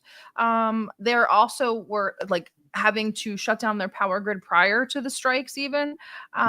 It's also important to know that what this is in response to, not just the terrorist attack that killed the general, but Ukraine has been attacking our Muslim capitals very heavily for the last month. That's right, the Chechnya attack that drone that looked like 9/11. Yeah, and they attacked Kazan, which is another Muslim capital, Tatarstan. That's right. That's right. So really interesting that they're going for these sort of focal points. So the retaliation, I don't think it was even enough. Everybody keeps saying it was massive, and I'm saying that wasn't enough. They continued it again until last night. And last night was more just drones, but it seems like there's a want for negotiations, because it almost feels like they're holding back a little bit. We're just kind of hitting the electrical grid again. We're used to that. That's every year. It doesn't feel like a response, to be honest, because it's like, if you do this anyway, then how is it a response? Right. If that makes sense. Like it's one thing, like the Orezhnik, that's a response. Yes. That's a holy hell. That's a F around and found out response. This is normal, which again, so I agree with you. I hate this because the Biden administration. I do, right? I'm an American. My temperament is different on this stuff. They're more pragmatic than I am. Right. The Biden administration got it right, apparently, because their analysis was Trump is coming in. Putin knows that Trump is coming in. Yeah. And because Putin knows that Trump is coming in and that Trump has said he wants to end the war, then we can escalate. Yeah. Because they are not going to go further. Right. But meaning we can cross their red lines because they don't want to do anything that would damage the possibility of negotiations. Now, that is a problem, because if you take that response, okay, then what's next? Do they put in troops? Do they shoot down Russian missiles from Poland? Like, how far do they believe they can go in that response before Russia says, okay, dude, you pushed us too far. Now we have to respond. Like, it seems that they believe that there's a threshold, a window that they can go over the red lines without Russia responding because they know that Trump is coming in. Is that what you think too? Like, how do you analyze that? What's your thinking on this? 100%, exactly what you just said. That whole feeling like they're holding back is sort of like, well, we're obligated to respond, but we don't want to escalate and put ourselves in a predicament with Trump. We kind of have an idea about how this is going to pan out when he comes into office. If we upset the apple cart, who knows? I really think there's a lot of war fatigue going on in Russia. They seem to be kind of not done with it, but it's like, let's get on with it. But and again, that sort of holding back, it's also troubling. And I don't know if they meant for this message to be conveyed, but it kind of felt like, do you guys not have anything else on the escalatory ladder? Like, where are we, or what happened to the hitting of decision-making centers? What happened to like bombing government buildings in the Capitol? So that's kind of worrisome to me that they're not even willing to go to those lengths prior to Trump coming into office. But we only have 11 days, right? How many? When does he inaugurate? 21st. On the 21st. 21 days. What? Like a month. About 30 days. Yeah. Yeah. So a lot. I don't know, man. This is unsatisfying, but I feel horrible saying it's unsatisfying because we're talking about a war. We don't want to hit civilians. I just want them to hit key decision-making centers so we can force Kiev to make a decision, like, honestly. Or to show seriousness. Like, it comes across as if, God, man, I hate saying this, but it comes across unserious. Like, it comes across. We were on live while Lavrov was talking today. He did talk about what they kind of want, and they're saying, like, oh, well, we were already in talks with countries to end this war. Ukraine's not even included in the talks. So maybe they're actually kind of talking with various players, probably Turkey and China, honestly. And And I suspect they're talking to Trump also. And Trump, Like, and then behind the saying that, scenes anyway, using right, we Orban. promise we won't go crazy Yeah, while we're kind of doing these negotiations. Maybe I'm coping. I don't know, but Russia has me a little worried after Syria and now this. It's like, what are you guys up to? yeah, I feel you on that. It's like you've won the war, but you have to win the war. Yeah, Because winning the war goes beyond just getting a military, like a solution right. militarily. You have to have some kind of deal. And I remember Russia, they did say, we want a legally binding solution. Basically, we want a security architecture for Europe that ensures our safety, ensures Ukraine's safety. All right, fair enough. How do you do that? And I don't have an answer for that. Maybe you do. I don't. How do you do that? I don't yet. But like you said, they do need to see this all the way through. This isn't just a war in Ukraine. This is the initial inertia for the birth of multipolarity, while Exactly. we obviously have setbacks and growing pains, i.e. Syria, and there will be more. I mean, that hopefully that's one of the worst, but there will be more. They need to see the whole thing through. There's a sense of they took up the mantle. They picked up the torch for this. It wasn't China. It was Russia. China took up the economic torch. Russia took up the military torch. They need to see this entire thing through. And I don't know if they understand that that's what that they're in that sort of driver's seat now. They're not at the mercy of the United States. They're not at the mercy of the negotiating partners. They're negotiating from a place of power, and they need to see it all the way through. And I worry that with this war fatigue and with Putin lately talking about being a grandpa and being very liberal, he's ready to just kind of end it and just kind of chill for a little bit. It's like you can't. Like Europe is getting ready. Europe is going crazy. There's planes falling out of the sky everywhere. Like you can't. It's not time to retire. But yeah, I do want to go to the planes, but I think what Russia is looking at is, I think they may be looking at a strategic win. But what, any chess player knows that you still have to win a strategic win. right. Like they are looking at, okay, France is collapsing, Germany is collapsing, Slovakia and Hungary for the most part have been carrying the mantle. But if Germany collapses and the AfD takes power, okay, this war is over from an EU sense. So they know that, right? That's kind of in their minds as they're functioning. Then they're looking at this kind of economic deterioration of Europe. So that, is damaging. They're seeing China, who's putting up fighter jets that can go into space. They're seeing China building bases on the moon, this kind of economic dominant country with 1.3 billion people and an industrial base that is just astonishing. Like, if they're looking at that, they may be thinking to themselves, okay, we think this is a win, meaning over the course of years, this is a win. But as you point out, you have Europe and the US that are losing their minds. Mhm. If you look at South Korea, where the guy literally tried to create a dictatorship out of the blue, and I don't believe for a moment he did that on his own. You look at Syria, where they overthrew that government also, and I don't think it's a coincidence that when Donald Trump was in, he tried to make deals with South Korea, basically with North Korea to end the conflict, and he was going to pull the troops out of Syria. I don't think those things are coincidence. I get the sense that the US and Europe are freaking out. If you look at Romania, for example, if you look at them trying to overthrow Georgia, these things aren't just random and happening. It just so happens that there's a direction that they're going. The Georgian candidate in no way wanted a war. He was like, no, we're not getting involved in this war. You're not pulling us into this nonsense. Same thing with Romania. The Romanian candidate, Karlin Gorgescu, is like, I'm not interested in wars. I'm not interested in that military base. We're staying out of it. And just so happened that those are the candidates where they're trying to either overthrow or where they destroyed the election, despite the fact that the guy was going to win when they destroyed the election.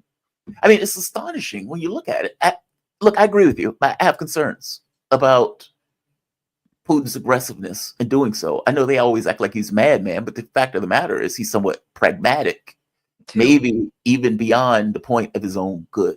Their strategic patience, and that's we're going to start using that now, because now it's kind of a farce, because the strategic patience for the resistance resulted in their demise. So the strategic patience of Russia, especially diplomatically, it doesn't have to be militarily or physically.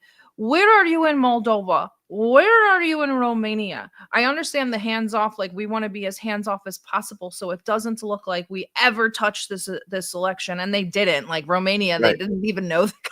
Really, Right. nobody knew the guy. He came out of nowhere.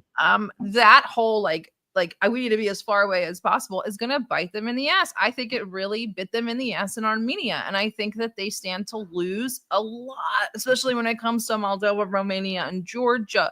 Armenia, it's probably a loss that they can deal with and work around, especially since Iran is there kind of keeping the balance. But outside of the other ones, those could end in disaster if they don't get involved, especially with the breakaway republics that are there. Those could result in new wars.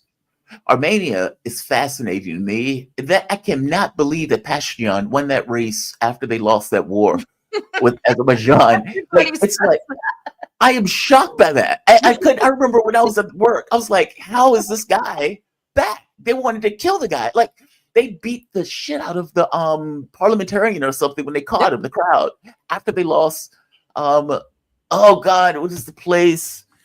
Artsakh. Say it one more time. Artsakh, Nagorno-Karabakh. That's it, Nagorno-Karabakh. Right. Yeah. After they lost Nagorno-Karabakh, they were freaking out.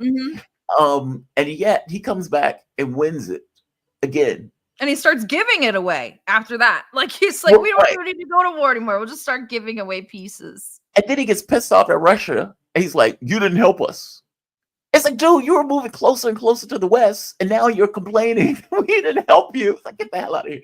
It's just I think it goes both ways. I think that Armenia had expectations that should have been met, especially since they're such a small country and they weren't. And I'm sad that sort of that fell apart. And I think Russia mishandled it. I think that Russia has imposter syndrome. They don't realize how much soft power they've gained, especially over the last half a decade. Yeah, they have a lot of diplomatic and political soft power that they don't use. Yeah, I don't get it. I mean, they are in a global struggle at this point for their existence. Almost. Yeah, I want to go to the Russian bases real quick in Syria. I'm fascinated by that. I was looking at Turkish media because don't do that. Well, it's Syria, and at this point they own it. Erdogan, regardless of what Erdogan says, everything that is coming out of Turkey implies that they own it. That's theirs. That's true. He's talking about, we need to get rid of the sanctions. We need to rebuild Syria. We need to rebuild the airports, the roads.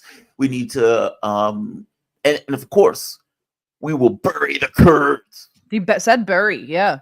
He said, we will bury you. And he said it in that hawk voice, we will bury you, the Batman voice. And he's serious about it. I mean, for all intents and purposes, he has the jihadists who have been killing the Kurds. And they've been taking more and more territory from the Kurds. The Kurds had gotten to the point where they were begging Israel to get involved in order to help them because they were losing so much ground and territory. My question to you is, where's the U.S. on this? They're 1,000 troops, 2,000 troops apparently on the ground.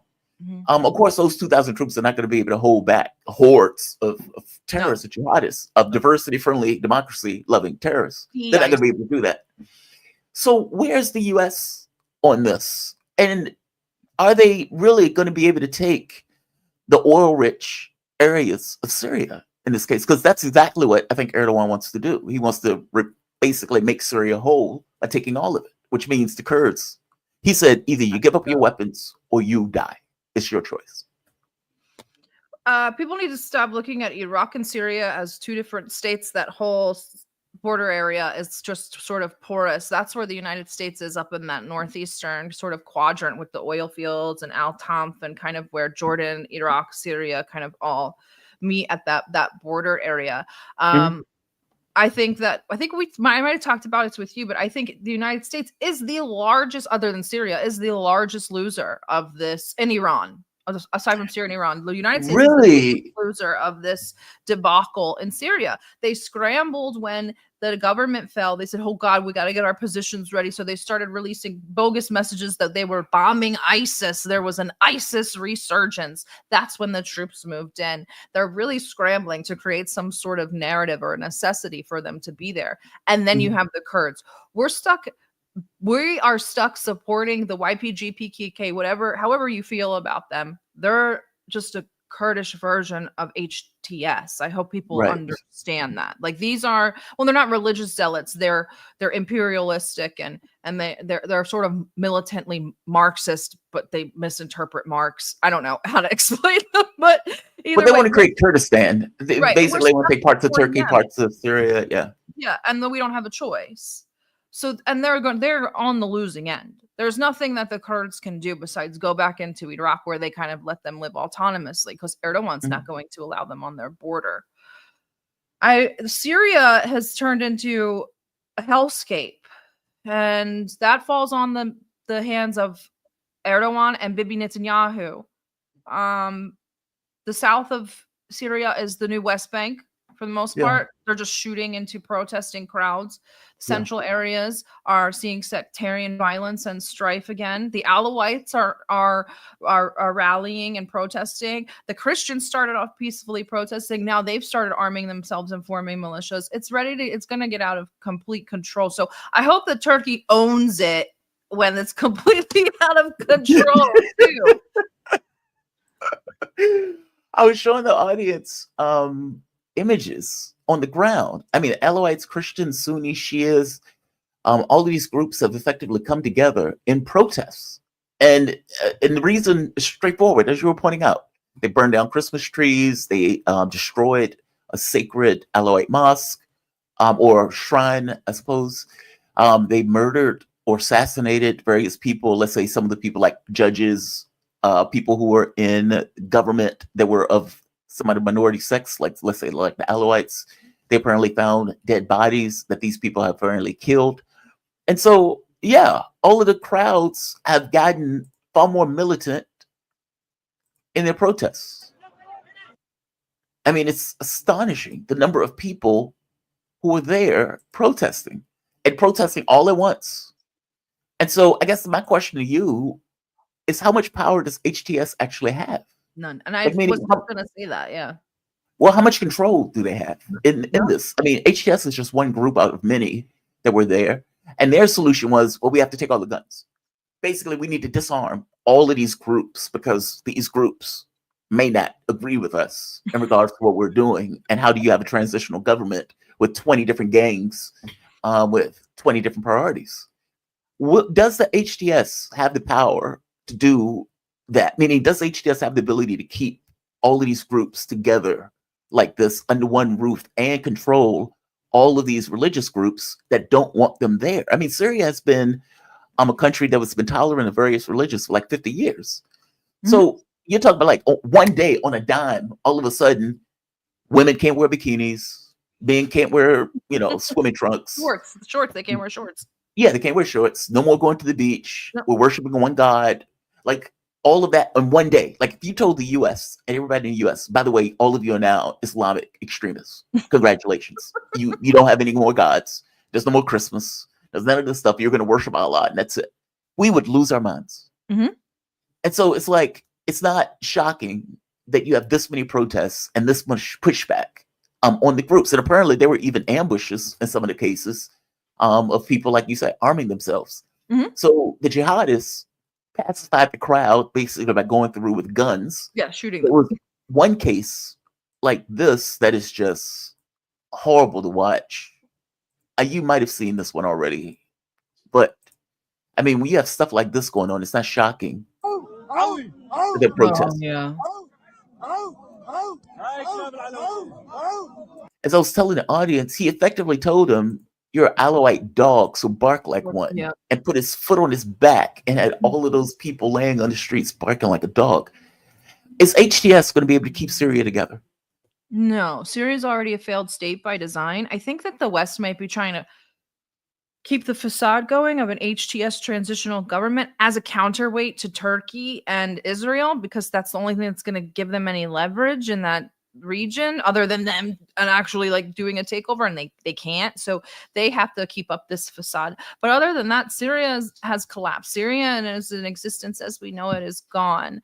I do believe, and I'm also kind of a doomer, but I do believe that the Turkish militias will continue to come south as the Israeli ones continue to go to the north, and they'll kind of meet in the middle, and then those two will decide where do the Alawites, where do the Shia, where do the Sunnis kind of live? You know, I mean, if you look at the French mandate of Palestine, they're probably going to go back to that map, honestly. There's a small state of Damascus, a state for the Alawites and the Lebanese Maronites, and then there's a state for the Druze, a state for the Shia, and then a state, and then somewhere for the Kurds, and etc.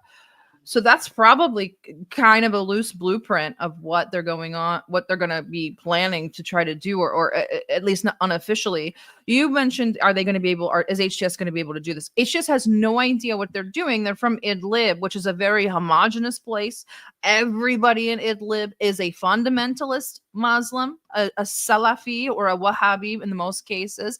They've lived amongst the Turks and the Chechens and the Central Asians in this sort of cloistered little caliphate that they kind of allowed them to practice and run their little state, where Turkey flooded money in and flooded in aid and built it all up. So then, you know, it became a source of soft power, and it encouraged more people to come. So they have no idea what they're doing in terms of governing. Those were just people that Turkey kind of let sit in the chairs to give it this free Syria, the revolution sort of thing. But I don't get the sense that they're going to allow, like the way that they're talking, they want all of Syria. That's the way they're talking, including Kurdish areas, or for that matter, even areas that America is in. Like, meaning look, I could be wrong, but they seem to be going with this idea that we are going to make Syria whole. And that means that all of these groups, Kurdish included, need to put down your guns and either work with the government or die. That is, there didn't seem to be any gray area in that. And like you said, it may break down in the sense where all of these groups picks up guns and fight, in which case you basically just have a civil war going on. Do you think that that's the plan? Like, America supported Turkey and these terrorist groups to overthrow the Syrian government, and they've been doing so going all the way back to like 2006, if not earlier. Do you think that the thought was, there's no way this terrorist group is going to be able to keep Syria intact, and chaos is the plan? That basically having this place go into Libya or Iraq, basically what happened with those countries, to have that happen to this, that they considered, well, we don't have to worry about a terrorist running the state because it's going to be a failed state. Or am I thinking too cynically in this? No, you're right, spot on, which is actually something, I'm glad you said the word chaos. It's something that I've actually been looking into, is chaos theory and political science, which, I mean, obviously everybody knows what chaos theory is, but in Syria in particular, we have at least two different ideologies combining, which is Neo-Ottomanism, three, Neo-Ottomanism, your Islamic fundamentalism, and then you have your Greater Israel / Unid Onan plan. So all three of those things rely on an element of chaos theory to continue that, and especially with the Greater Israel project, which actually the theory, and you guys can go look this up, your listeners, the theory is based on chaos theory of sectarian violence, and there's like a huge section just on Syria, and it's literally almost to the T of what is happening now. So yes, chaos is part of the plan. It's part of the equation. The grand chessboard, there's chaos theory in the grand chessboard. Chaos is a ladder. These leaders understand how to make, Western leaders especially love to make, to create chaos and then give the solutions, the pragmatic solutions that actually just put them in advantageous positions. So yeah, I don't think that the plan was ever for this to succeed as a state. If there were, I mean, we've been trying to do it for 20 years, you would think we would at least have a Juan Guaido lined up. But, you know, we had this guy, like the last minute, this haphazard sort of jihadi from Riyadh. Like, so I don't think that there was a plan for there to be for a real state to come to fruition. I think chaos was the plan all along. And I think that the United States might have opened Pandora's box on this one, because they have Bibi and Erdogan, and those two together are just two maniacs. So I don't know. You talk about combustible? Yes. Oh man, that is an understatement. But they seem to have made some kind of a deal. Like, they seem to have come to some kind of understanding amongst each other. I mean, because Israel is creating its Greater Israel. It's going to annex the West Bank. It's going to annex the Gaza Strip, or the very least parts of the Gaza Strip. It's going to take parts of Syria, and they're never going to give it back.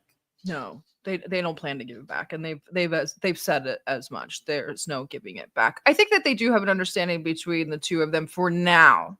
But Bibi and Erdogan are both notoriously shifty.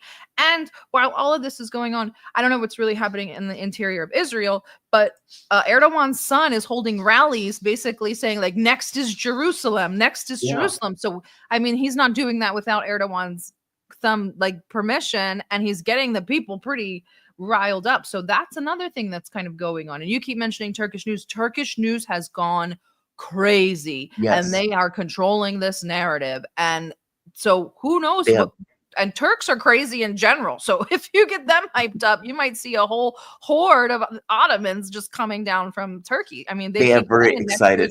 Al-Aqsa, next is Jerusalem. So they're so proud that they're taking Syria. I mean, like they couldn't even hold on to it. Like Erdogan is like, no, we don't have anything to do with this. And they're just like, yes! It's really cool. They're like holding Turkish flags. They're standing there with a hat. They're just like, yes. It's like Russia's Ukraine almost. It's a very, very important kind of thing that was used to has a cudgel. I'm not a fan of Turkey, but even my biases aside, it was something that was used as a shoehorn, and the Kurds were used to kind of beat up on Turkey when they were in a weaker position. So this is the cycle of politics. This is how things go. Powers ebb and powers flow. So they could not even hold it in. Erdogan is like, I have nothing to do with it. And you got like videos of like 4 Turks holding Turkish flag, like these huge flags in the wind, and they're just standing there with pride. And it's like, okay, man, come on, man. Like not a Turkish takeover as they like unveil the Turkish flag at the Citadel of Aleppo. It was like, it's like, but no, you didn't have anything to do with it. Sure, you did. Sure, you did. I mean, they've opened up the Turkish embassy. They've sent apparently 25,000 Syrians back into Syria. Like Erdogan seemed to be happy as a kid in a candy store. And again, I guess the question becomes, is Turkey going to be able to manage this? Because they're damn sure trying. Like I would say the thing about Libya and Iraq, they didn't have Turkey sitting there with its hands on it in the way that they have their hands on this. So look, they're going to have a hell of a time, but I get the sense that the government is going to get all sorts of money, guns, weapons, and anything else from Turkey that they may need for it. Do you think Israel, I want to go on to another story, but do you think Israel in this case is happy with this? I mean, they effectively have a terrorist group on their border. Many of these people, regardless of what the leadership is saying, hate Israel with every fiber of their being. And of course, like you were pointing out, Turkey is having rallies basically saying we need to go to Jerusalem next. Like they can't be completely comfortable with this setup, even though right now they seem to consider this to be a win. Israel is one of the most short-sighted, like instant gratification sort of states ever. They just care about what's coming on. There's probably a long-term plan, but the people for now are probably pretty ecstatic. I mean, look at the way that the announcements were made. It was like, we're coming back. They brought the rabbis in. They blessed the land. It's a whole rigmarole. There's a show. They've destroyed a cross. Then yesterday they put the cross back up. It's a huge saga. I don't think that they really mind having ISIS on their borders as they've had them before and repaired them in their hospitals and supported them and given them weapons. And these guys, they're kind of like an ISIS light. They don't really feel too ISIS-like yet. Not to say that there's not potential for that, but Israel's comfortable. I mean, they think everybody's ISIS. So to them, it's no different than having Hamas or Hezbollah on their border. So let me ask you about the Russian bases. I was reading through media, and it seems that the bases are still there, and that there are negotiations that are taking place to keep those bases there. Now, I got to be honest, I thought that they were going to move those bases to Libya almost immediately because they didn't necessarily want to be under Erdogan's thumb. But it seems that the terrorists have political concerns that may necessitate those bases being there. Like one of the concerns is is Israel. It's like if the Russian base is gone, does that allow Israel expansion further into Syria? Another issue is, let's say, wheat or food, because they were getting all of the grain shipments from Russia. Russia stopped those grain shipments immediately. Like, so there are certain geopolitical realities that even the jihadists may have to deal with if they're trying to actually create and maintain a state, which means that the Russian bases, they may actually be okay with those bases being there, despite the pressure that is put on them from the West. Give me your take on that. Are those bases, do you think those bases are going to end up staying there? Or do you think they're going to move those bases to Libya or somewhere else? I don't think that as bad as Syria is, I don't think that it's as bad as Libya. Libya is not stable. When Russia moved to Libya, I said, okay, that's a temporary solution to a temporary problem, hopefully temporary problem. They have a really good relationship with Haftar, but they do not have a good relationship with the Western-backed government, and they want them gone now. There's still ISIS inside of Libya, so they're risking a little bit by putting Russian soldiers there. So I do think it's just a temporary solution to a hopefully temporary problem. I think you're right about the HTS militants are kind of discovering like, oh, we actually do have to play politics. Like there's no tribalism in politics. Turkey can't cover your wheat, your weapons, your economics, your everything and be able to function as a state. So you're right about the wheat and stuff coming in. Also the oil from Iraq and Iran has stopped. And that's another one. You're going to have to start playing nice with these people, or you're going to have to get your oil fields back from the United States. So I think that we will see some more negotiations. Russia's not thrilled about having to negotiate with these people because they're harboring so many Central Asian terrorists that potentially will come home and create havoc in Russia. But that's also a reason for them to want to keep Syria stable. They don't want the terrorists to come back to Central Asia and then attack Russia. So I think that they're kind of everybody's sort of seeing how the cards lay out after it, and the dust settles after Turkey's kind of done peacocking around, maybe. I don't know what to call it. I'm letting them have their Ottoman Empire moment. I think that they deserve it. I don't like Turkey. I think that they're very difficult politically, but I'm letting them have their moment because this is a very big victory. And when he pulled it off, I said, I can't believe he really pulled this off. Like after 2 days, when we finally realized, like, oh my God, this was Erdogan. I was like, I can't. This is masterful. It took him 20 years to do it. 20 years for the U.S. and him to do it. So yeah. I want to get one more thing before I let you go. I'm sorry, 2 more things, but it'll be quick. Plane crash.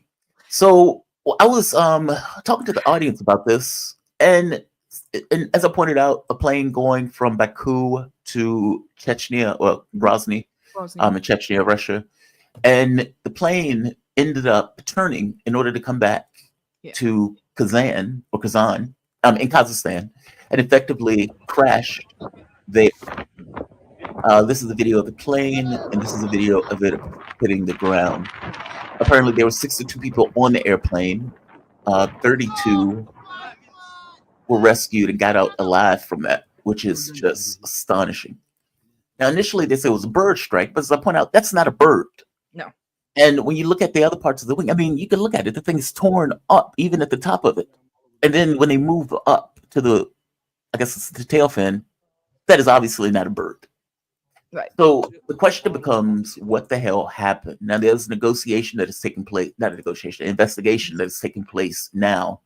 The president of Azerbaijan ended up going from Russia back to Azerbaijan because obvious reasons. What is that? What happened? Yeah, they were at a Eurasian summit in Russia, and he returned. Yeah. So the plane was leaving from Kazakhstan and going to Grozny, and I thought it was going. What? Okay, did I get that wrong? So I had an Ember passenger jet flying from Azerbaijan capital to Grozny. Sorry, and it crashed in Kazakhstan. Sorry about that. So there get it right, man. There was simultaneously an air raid alert and adverse weather conditions. So they were turning around for the adverse weather conditions, I think, and the air raid alert happened at the same time. We mentioned earlier when we were talking about the Ukrainians attacking the Muslim capitals, Grozny had an air raid alert. So given what has happened, people are saying that Russian air defense probably activated. My only issue with that is that if a Russian air defense system activated and hit that plane, it would have tore the plane apart. It would have knocked it out of air. Yeah. It had to hit something before because it has so much shrapnel. So I'm thinking that it was something smaller. But at the end of the day, I do think it's a Russian mishap. But are things being created? Are conditions being created? Again, this is not a cope or making an excuse for Russia, but are chaotic conditions being created in those areas to create things like this, or to make to promote things like this happening, or make conditions so chaotic that mistakes are happening like this. This is a big tragedy. This is and Russia takes stuff like this very seriously. So this is a big hit. I mean, Ukraine is attacking civilian areas. Like, these are not. It's not like, okay, you're attacking a Russian base and the plane was flying over a Russian base. It's not that. This was a civilian airliner in the middle of pretty much nowhere, where Ukraine decided, hey, let's now attack another capital that has nothing to do with the war at all. Nothing. It's that. And so it's like, I don't know if it's air defense, because I agree with you. If it was Russian air defense, they would have knocked it out the sky. It wouldn't have been like, oh, it hit the wing. It would have been, it just blew the plane up. The wing would have been evaporated if it hit the wing. Like, that's, yeah, exactly. The plane, the way that it crashed is just really, the whole thing is very interesting. Something obviously hits it, it loses its everything, and then it crashes, and people survive. If an air defense system hit that plane, it would have torn the plane apart, and the survivors would have been very minimal, if any at all. Somebody else suggested, one of my Canadian analyst friends suggested a man pads. Maybe. I don't really know too much about the specs or how to fire a man pads, or if they could have hit it at that altitude. But the plane, again, was flying pretty low due to weather conditions and the fact that it was landing anyway. So there's a lot of options. The investigation's ongoing, and they did find the black box. But there was shrapnel inside of the plane. There were people that were wounded before the plane even crashed. So something hit it. It wasn't a bird. Yeah. Obviously, it wasn't a bird. I've seen bird strikes being in the Navy. They don't look like that. They don't look Well, I'm glad you mentioned the Navy, and this will be the last question.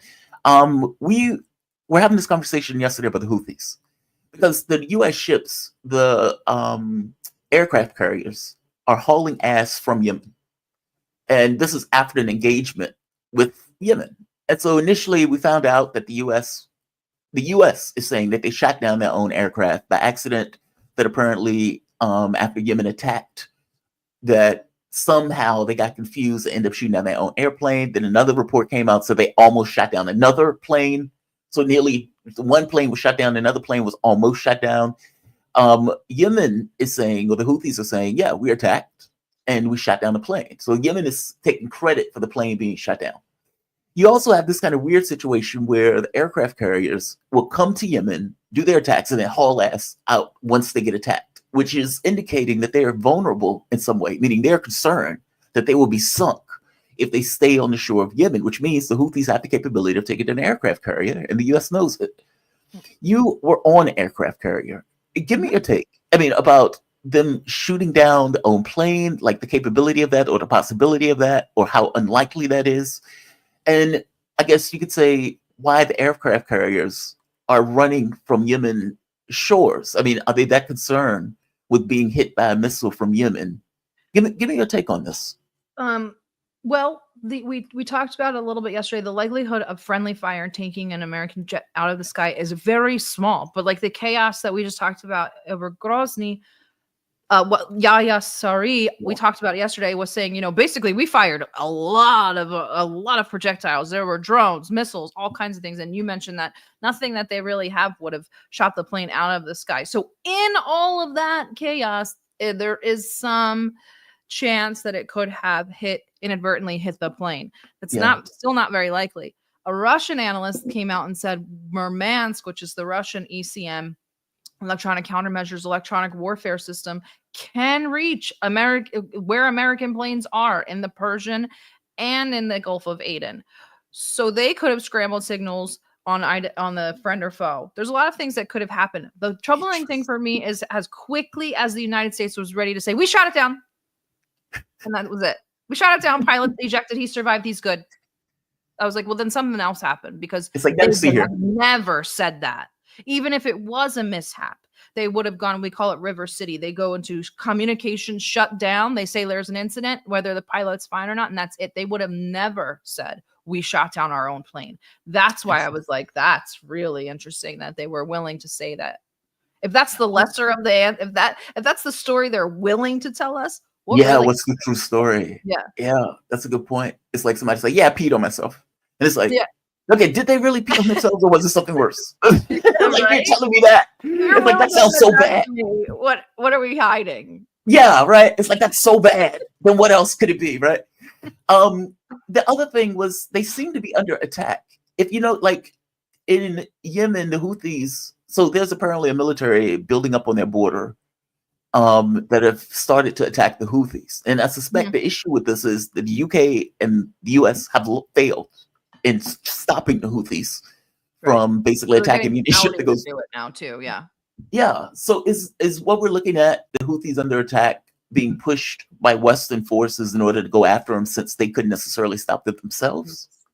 I didn't ask you about this in advance, so you may not know about this. No, you're fine. You're fine. We're actually very close to Yemen. We've been working with Yemen since 2020. So they're actually going to sandwich the Houthis in. This is they have Saudi. Saudi has to do whatever the United States tells them militarily, United States and UK. So just like you said, they're hitting those bases up north with the artillery, smaller artillery, like 155s or something. And then you have the UAE backed, I'm going to get this, it's like FTS or something along those lines. They're backed by the UAE. They're not very strong. They're not a very a huge threat, but they can do death by 1,000 cuts sort of thing. They've been activated and have started attacking the Houthis. And Israel is taking credit for the strikes that are happening right now. So yes, we have 3 Western-backed regimes all working in tandem to at least tamper Ansarallah's capabilities for now, if not eradicate them. I mean, Bibi said you're next, and after they're done with Ansarallah, I'm guessing Iran or Iraq will be after them. But yeah, this is the same thing that they did to Hezbollah. Wow, Sarah, I think we have covered everything. Yeah, we did good, and I appreciate you for this. I think this was a good episode. Yeah, I really did. It was just fascinating stuff, and you have the military experience where you've been on those ships, so you would know better than I would. God, man, I can't imagine. Last question: what was it like being on those ships? And for 30 seconds. Disgusting. About how gross. It's a very disgusting place. It's very dirty. It's 6,000 people on a boat the size of a little larger than a couple football fields. It's very disgusting. I thought the food was really good though. The food is crazy, crazy. They don't, the people that make food don't know the difference between cucumbers and zucchini. So you were getting zucchini and salads, and cooked cucumber in your pasta, and you're like, yo, what's going on? It's an experience to be had.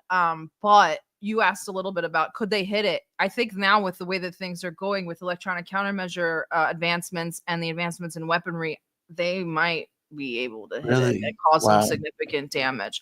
I mean, even in 2016 was my last deployment, was on the Eisenhower, which is the first ship that went out there to go mess with Ansarallah and had to tail out of there because of damage to the flight deck. Those ships are, they're not, I wouldn't say they're sitting ducks, but they have weak spots at this point because of technological advancements, and then aircraft carriers are obsolete anyway. So you think to yourself, if they can't deal with the Houthis, then what the hell are you going to do with the Chinese? Well, that's the thing. You don't take a sledgehammer to go deal with a push pin. You know what I mean? You're not going to. Why do you take an aircraft carrier to a guerrilla warfare? It's like not taking a gun to a knife fight. It's like taking a gun to an online debate. What do you do? We don't need all this. And not only is that, it's hindering you. It's actually making you cumbersome. It's actually. It's your fuel intake is out of control, which they apparently are having issues keeping up with, and you have to scurry back and forth from the Gulf of Aden to the Persian Gulf to just avoid being hit by Iran or Ansarallah. That should tell you a lot. Aircraft carriers they're just not efficient ways to wage war anymore. Yeah.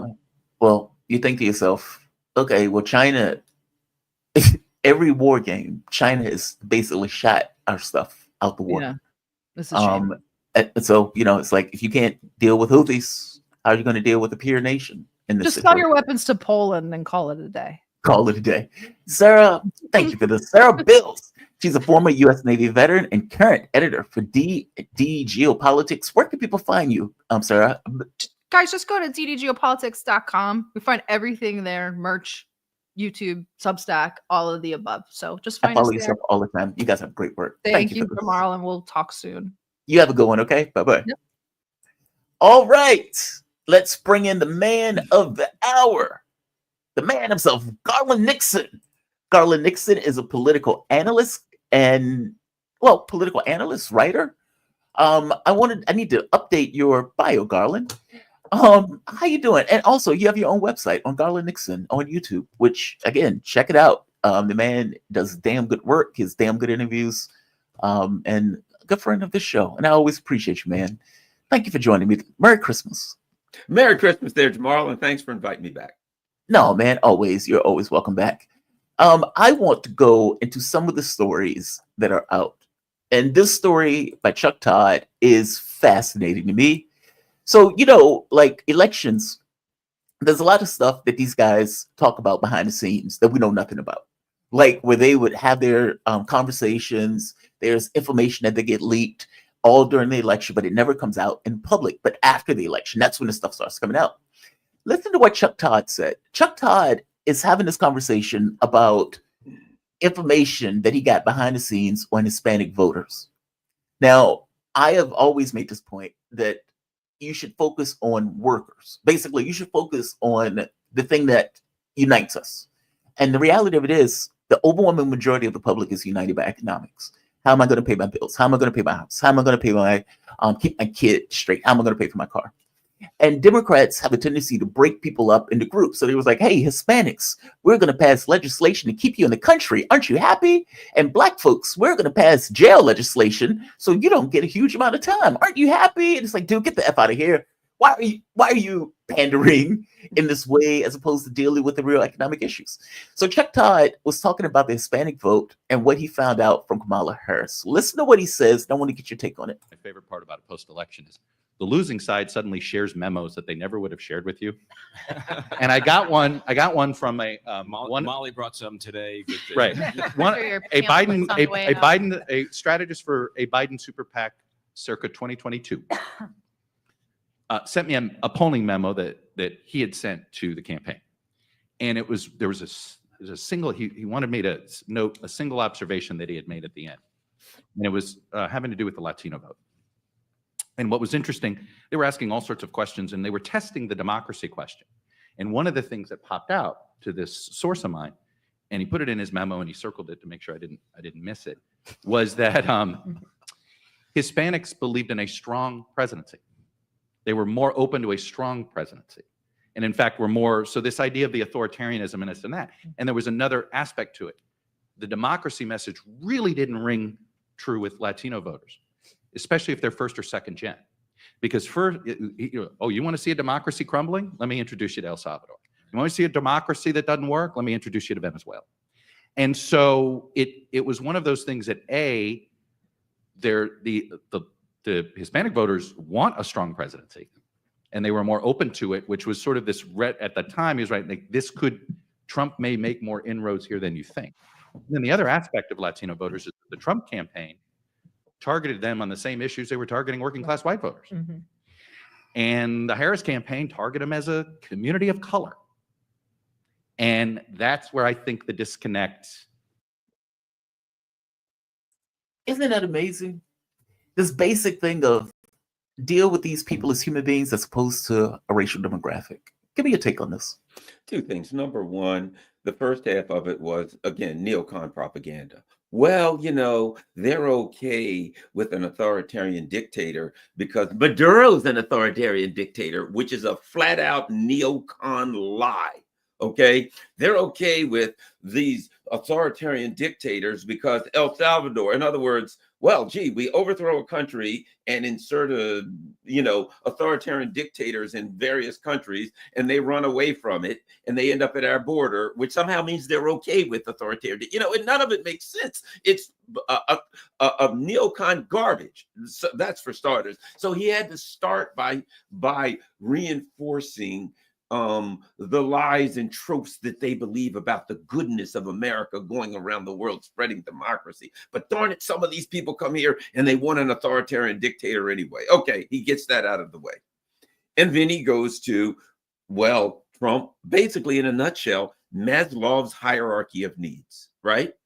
If you don't have heat and oxygen and water and protection from the elements, the very lowest level of human needs, you're not going to be talking about all of these other things, philosophical things, which you and I look at that and we're like, you can say it's economics. People need the basics. You can even go as far as saying it is, as I said, the hierarchy of human needs. Before people are going to talk about philosophical issues, they got to have food and the basics. And shockingly, the Democrats have figured out after they get crushed that people need like food and things like that before you can convince them of the do-gooder stuff. It is hilarious, but the most pronounced part of that discussion to me is the reasons that the Democrats can't be fixed, because he has to start off with neocon foreign policy. If you're Democrats, you can question a lot of things. You may be even able to question the economic issues, but you can't question, what does he not talk about? Gaza. I had a guy who was 30 years old from New York say, all of my friends are Democrats, and I talked to all of them and said, why, not everyone, but everyone that I asked, are you voting for the Democrats? And they said no. And I said, why? And they said Gaza. That's what he told me. They can't talk about that. They can't talk about Ukraine and all the black folks who voted for Trump because they were like, why is all of this money going to Ukraine?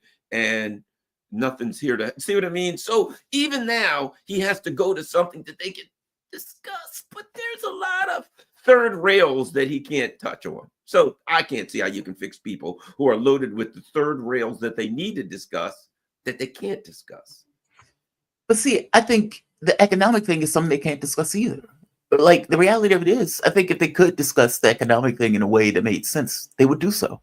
I think they're stuck in this, like I was saying, I think they're stuck in a box that, in order to win elections, you have to get money. And the people you get money from are the people who are effectively rich and don't need the things that the people in the Democratic Party want. It's a dilemma that the Republican Party doesn't have because they don't believe in those things. But if I get $1.5 billion, okay, who am I getting the money from? And what do those people really need that I'm getting the money from? And if the main people I'm getting it from are corporations or these kind of CEOs, the rich, etc., then my policies in some way are going to have to cater to their interests because those are the people I'm getting money from. And if you're a Democrat, that's problematic because your base wants healthcare, education, expansion of Social Security, meaning they want this economic populist stuff that you really can't run on because those people who are giving you money for are never going to agree with. And so if you notice, Kamala Harris was running with Liz Cheney, and she was reaching out to like these conservative right-wingers, these what they call Republican moderates, that she thought she'd be able to pull using Liz Cheney to do so, these kind of anti-Trumpers. And it didn't work, meaning she gave up her base that wanted this kind of economic populism for moderate Republicans that she thought she didn't really need to do that stuff with, believing that she was also going to get a huge number of Democrats along with her. Give me your take on that? Or do you believe the economics is something that they can go into and discuss? I'm curious on your thoughts. Well, I think you hit the nail on the head in that there's a difference between discussing it and act on it. If you notice, and one of the things they're always, the Democrats are big on this. We have to change our messaging about this. We have to change our messaging about economics and messaging about this and messaging. We got to change you know what they're not talking about? It's the way we governed. See, what they would have to do is change the way they govern. They're not going to do that. They're going to change the way they talk. So even when they say, we weren't giving the right message about economics, if they say that we were wrong, Trump spoke to them about this. And he talked to them about that. And we need to speak to them and talk to them differently. In other words, we didn't bamboozle. We need to bamboozle the people properly. We're going to do what we're going to do. Our neocon foreign policy, warmongering, money to the rich, blah, blah, blah, blah. If we want to bamboozle the unwashed out there, we got to give them something that sounds well, even though we're never going to deliver it. And so I think that's where they have. The other thing is this about the money, I think there was a time when you could argue that the money made the difference. Think about a couple of things. Number one, Bernie Sanders equaled Hillary with money. Yes, he did. $27 at a time. So what we found out with Bernie for real is you can still get the same amount of money if you get it from the people, if you want to get it from the people, right? Number one. And so number two, Kamala outraged Trump 3-1 and he beat her.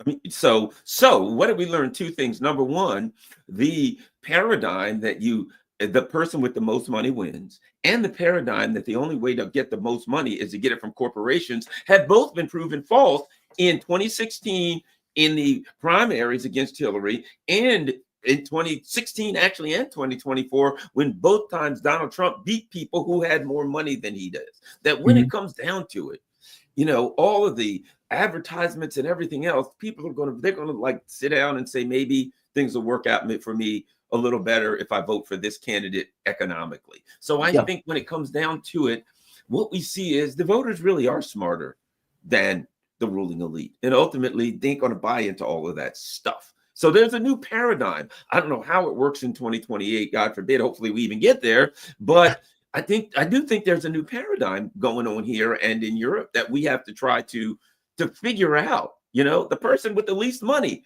3-1, he was outraised, and he had money left afterwards. People didn't vote. Donald Trump, I think at this point, if he barely ran an advertisement, he'd have won, because people were. There were people that were. Here's the thing: you had people that were voting for him. You had people that were voting against Kamala. You had a huge amount of people that were staying home. You had people, that were voting for Jill Stein. You had the whole dynamic was Kamala's not going to win.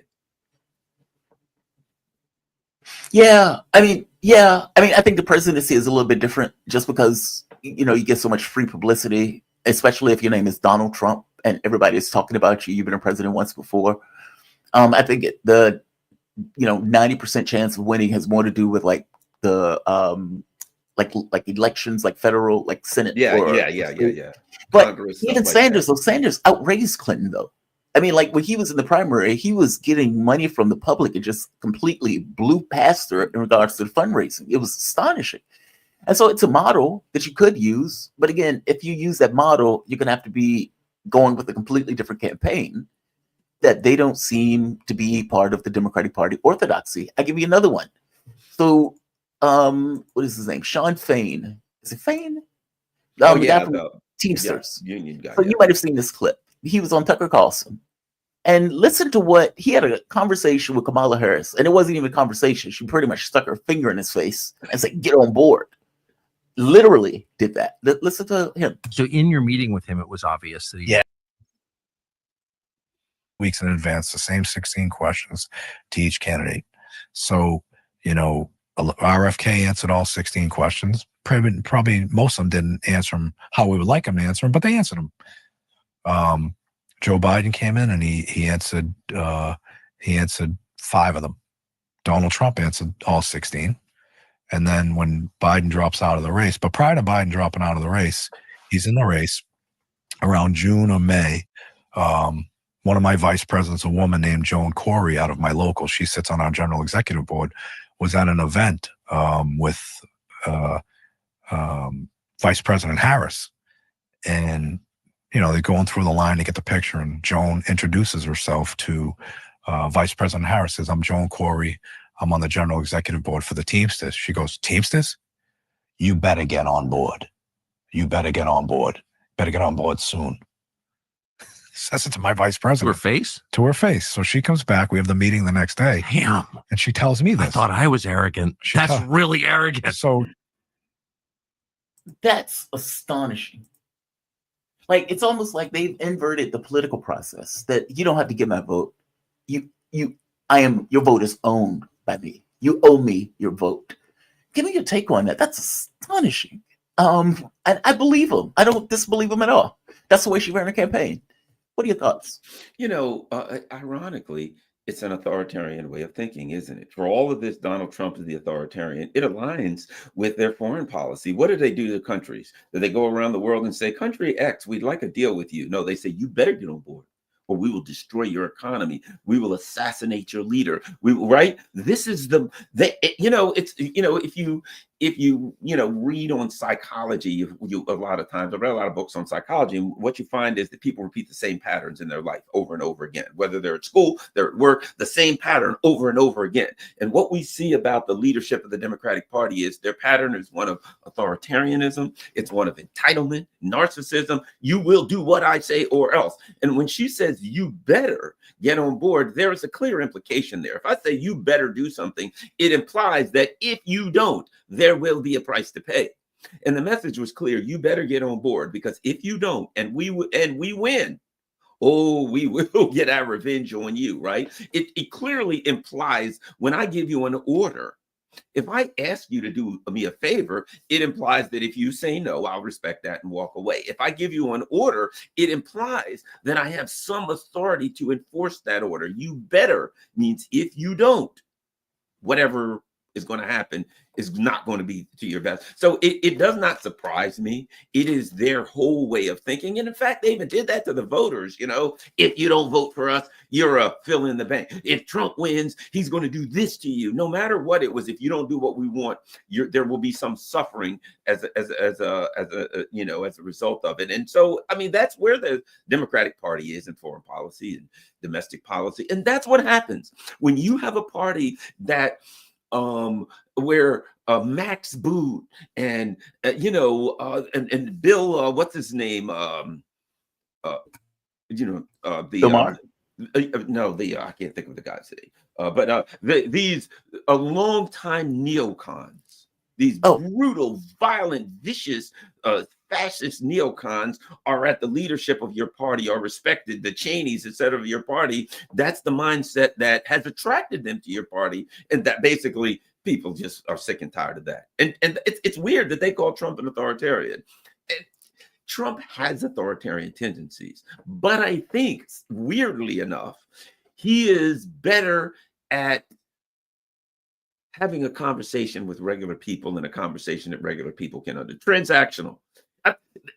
He's not as much authoritarian as he is transactional. And he's always playing the game of, maybe I got an up on you, but I can give you this. You can give me that. I can get a deal. Where these guys are just, you better do what I say or you're going to get it. Trump does that, but not in the same context as these people. I don't know, man. I don't even know how they have worked their way into this mindset. Like, it's astonishing to me. Like, you get somebody like FDR who goes through and he sets this kind of context for the way the Democratic Party is known. And he hits that bell so hard that it reverberates all through history, going for like 60 years, where they're casting this notion of we're the party of workers. And then in this election, you had this phenomenon where a billionaire is able to win the working class, with the Democratic Party getting the votes of the elites and the very poor, which is astonishing. Like, you couldn't even get the Teamsters to give, like, when the Teamsters voted on who they were going to give their vote to, it ended up being Trump. And so the strongest position he could take was just not to vote for anybody. And do you see any level of recognition of that? Like, any level of autopsy or assessment beyond, okay, people are just racist and sexist and bigoted, and Kamala Harris ran a flawless campaign and she was just great. Like, do you see any recognition of fault, failure, defect within the context of the party itself? Because the issue is the party. It's not any one individual candidate. It's the way the party is viewed and seen, and I would argue viewed and seen correctly. Give me your take. Well, you know what? I don't know if this makes sense. It's like when a person gets hit in the head with a bat and people say, are you okay? Right? Are you okay? The part that would decide whether or not I'm okay is the part that got damaged, right? So if I say yes or no is irrelevant, the injury that I have stops me from being able to competently asking the wrong question. I wouldn't be the one that would know. I'm spinning around with light bulbs going off in my head, right? Okay. The ideology that they have stops them from being able to figure out their problems, right? If you listen to people who are like diehard Democrats, right, it's now a moral thing. We are morally superior to the Trump voters. Why? They're a bunch of fascists and racists and blah, blah, blah, right? Hollywood, they put out a movie and people are like, it's the same old movie with a diverse group of female superheroes who fight against the patriarchy. I mean, fair enough for a movie or two, but we're tired of that. Can you give us another movie? No, because that movie is an expression of the moral superiority of the people in Hollywood. It is the mindset that they have claimed the moral high ground. That is the very dynamic that stops them from being able to do introspective work. You know what I mean? If you are the good guy, if you are the moral leader, then you don't ever need to question you. In fact, the people that question you are evil. So when people say, well, perhaps we need to, look at ourselves. Oh my God, you're one of them too. You must be a Trumper. You got to get out of our circle of morality. And then the group, it's weird because the smaller their group gets, the more intense the belief, you know what I mean? The belief becomes that they're right. And then you're left with only the true believers now of that the Democrats are right. But those true believers, man, they really believe. But they only get one vote, so they're going to get crushed continually. It's so weird. I had a conversation. My doctor is a Democrat, and her and I have had good conversations. And as the election got closer, and I pointed out to her, one day I was like, "Dude, you guys are in a bubble." I was like, "You guys are alienating a large part of the population. You don't get it. You don't see it." She's like, "I don't know what you're talking about." And I said, "You're going to lose." She's like, no, Kamala Harris is great. She's running a great campaign. You think she's running a great campaign because you hate Trump, and she spent her time talking about Trump. The rest of the American public is not there. She was oblivious. Trump wins. And I see her again, and she is shattered. Like, just shattered. And she doesn't quite understand why she lost. And I was shocked that she didn't understand why she lost. And it's like, I'm explaining it to her, like, look, I get it, man. You guys are elitists. You're in a bubble. You think you're morally and ethically superior. You're not. You guys are warmongers. And she's like, I don't know what you're talking about. Trump is horrible. And it's like, that's your issue. You keep focusing on Trump as opposed to dealing with American issues. She still, to this day, I do not think she understands how she lost. It is weird. It's like, it is a very bizarre thing to talk to them. And it's almost like they're in a cult. But when Sam, I don't know if you've seen this kind of lefty drama that's been taking place with Sam Cedar going after Cenk Uygur, because Uygur has started to deviate some of his positions. And it's like somebody is trying to leave a cult, and the cult is freaking out that the person's trying to leave the cult. It is the weirdest thing in the world to watch. It is bizarre. Do you think there's a way out to this for them? Because if from the Democratic Party was the from the standpoint of the way our political spectrum works, Republican Party is supposed to be the party of the rich. Democratic Party is the party of the poor. And there's this kind of working class element in the Democratic Party that they're supposed to cater to in order to soften the rough edges of the capitalistic system. That is not the way it works now. It's almost like you have two parties for the rich, with the Democratic Party messaging that they are for the working class, despite the fact that the working class didn't vote for them. Like, is there a way out for them on this? I mean, because they're not going to go to Bernie Sanders. I would argue that would have been their way out, meaning that would have been their change that they needed in order to kind of reinvigorate this message of what they stand for. They did everything in their power to destroy Sanders. So what is the pathway out of this? Or is there one? I don't see one. One of the things I think, and, understanding the Trump phenomenon, right? And people are like, oh, well, Trump's still an imperialist or whatever you call it, a globalist, blah, blah, blah, all of those things, which all of those things are true. To an extent, they're all true. To an extent, yeah. Yeah, exactly. Here's, I think, the difference. And this is why the Democrats are in such big trouble. The one thing Trump realizes that they don't is you got to give them some crumbs, right? You got to listen to them a little bit. And so when they say, hey, we're not happy about maybe censorship, Trump realized, you got to turn that down a little bit. The natives are getting restless, right? When they say, yeah, all our jobs are gone, Trump says, you got to try to bring a couple. He's not going to change the system, but Trump will try to bring a couple factories or something back. Hey, look at me. I brought back a factory that builds recreational vehicles or whatever for Elkhart, Indiana, something like that, at least, right? Trump realizes that you have to at least make some an attempt to give some crumbs to come through for the working class, right? If you're going to continue going around the world plundering and pillaging, which he will, I think Trump also sees something like this. I think Trump's like this.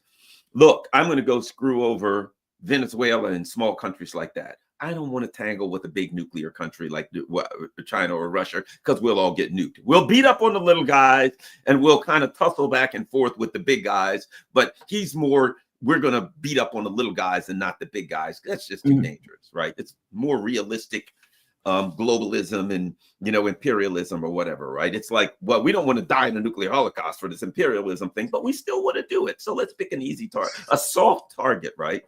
So all I'm saying is this. He seems like a more realistic version of this American exceptionalist project than they are.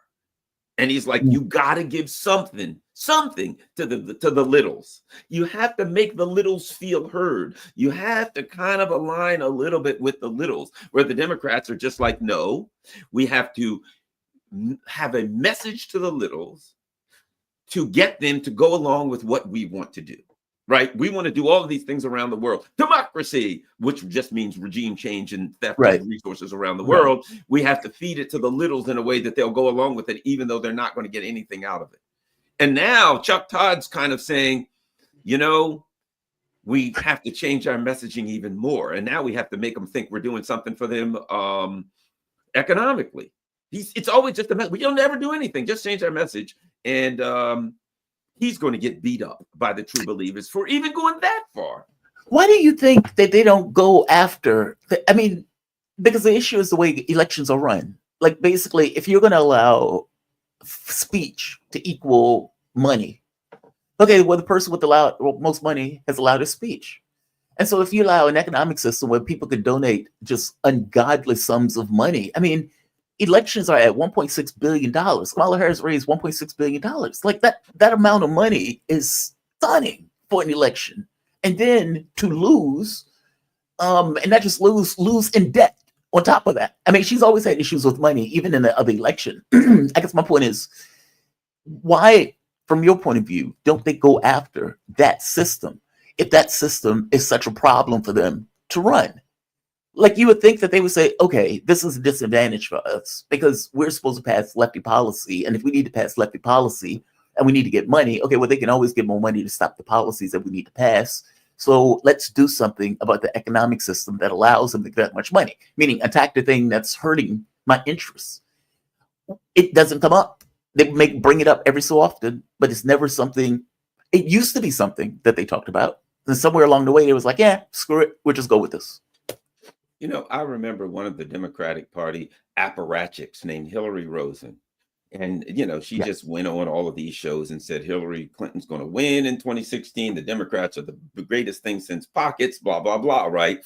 And at the end of the process, we found out through the WikiLeaks cables release that that the Democratic Party was pretty much broke, that the Clinton people were paying all of their bills, and that Hillary Rosen had a $25,000 a month contract. What for? I don't know, but $25,000 per month, that's pretty good loot, right? Here's my point. We say they lose because they don't win the office, right?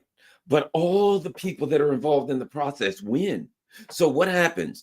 If you were one of the recipients of some of that 1.4 billion, right?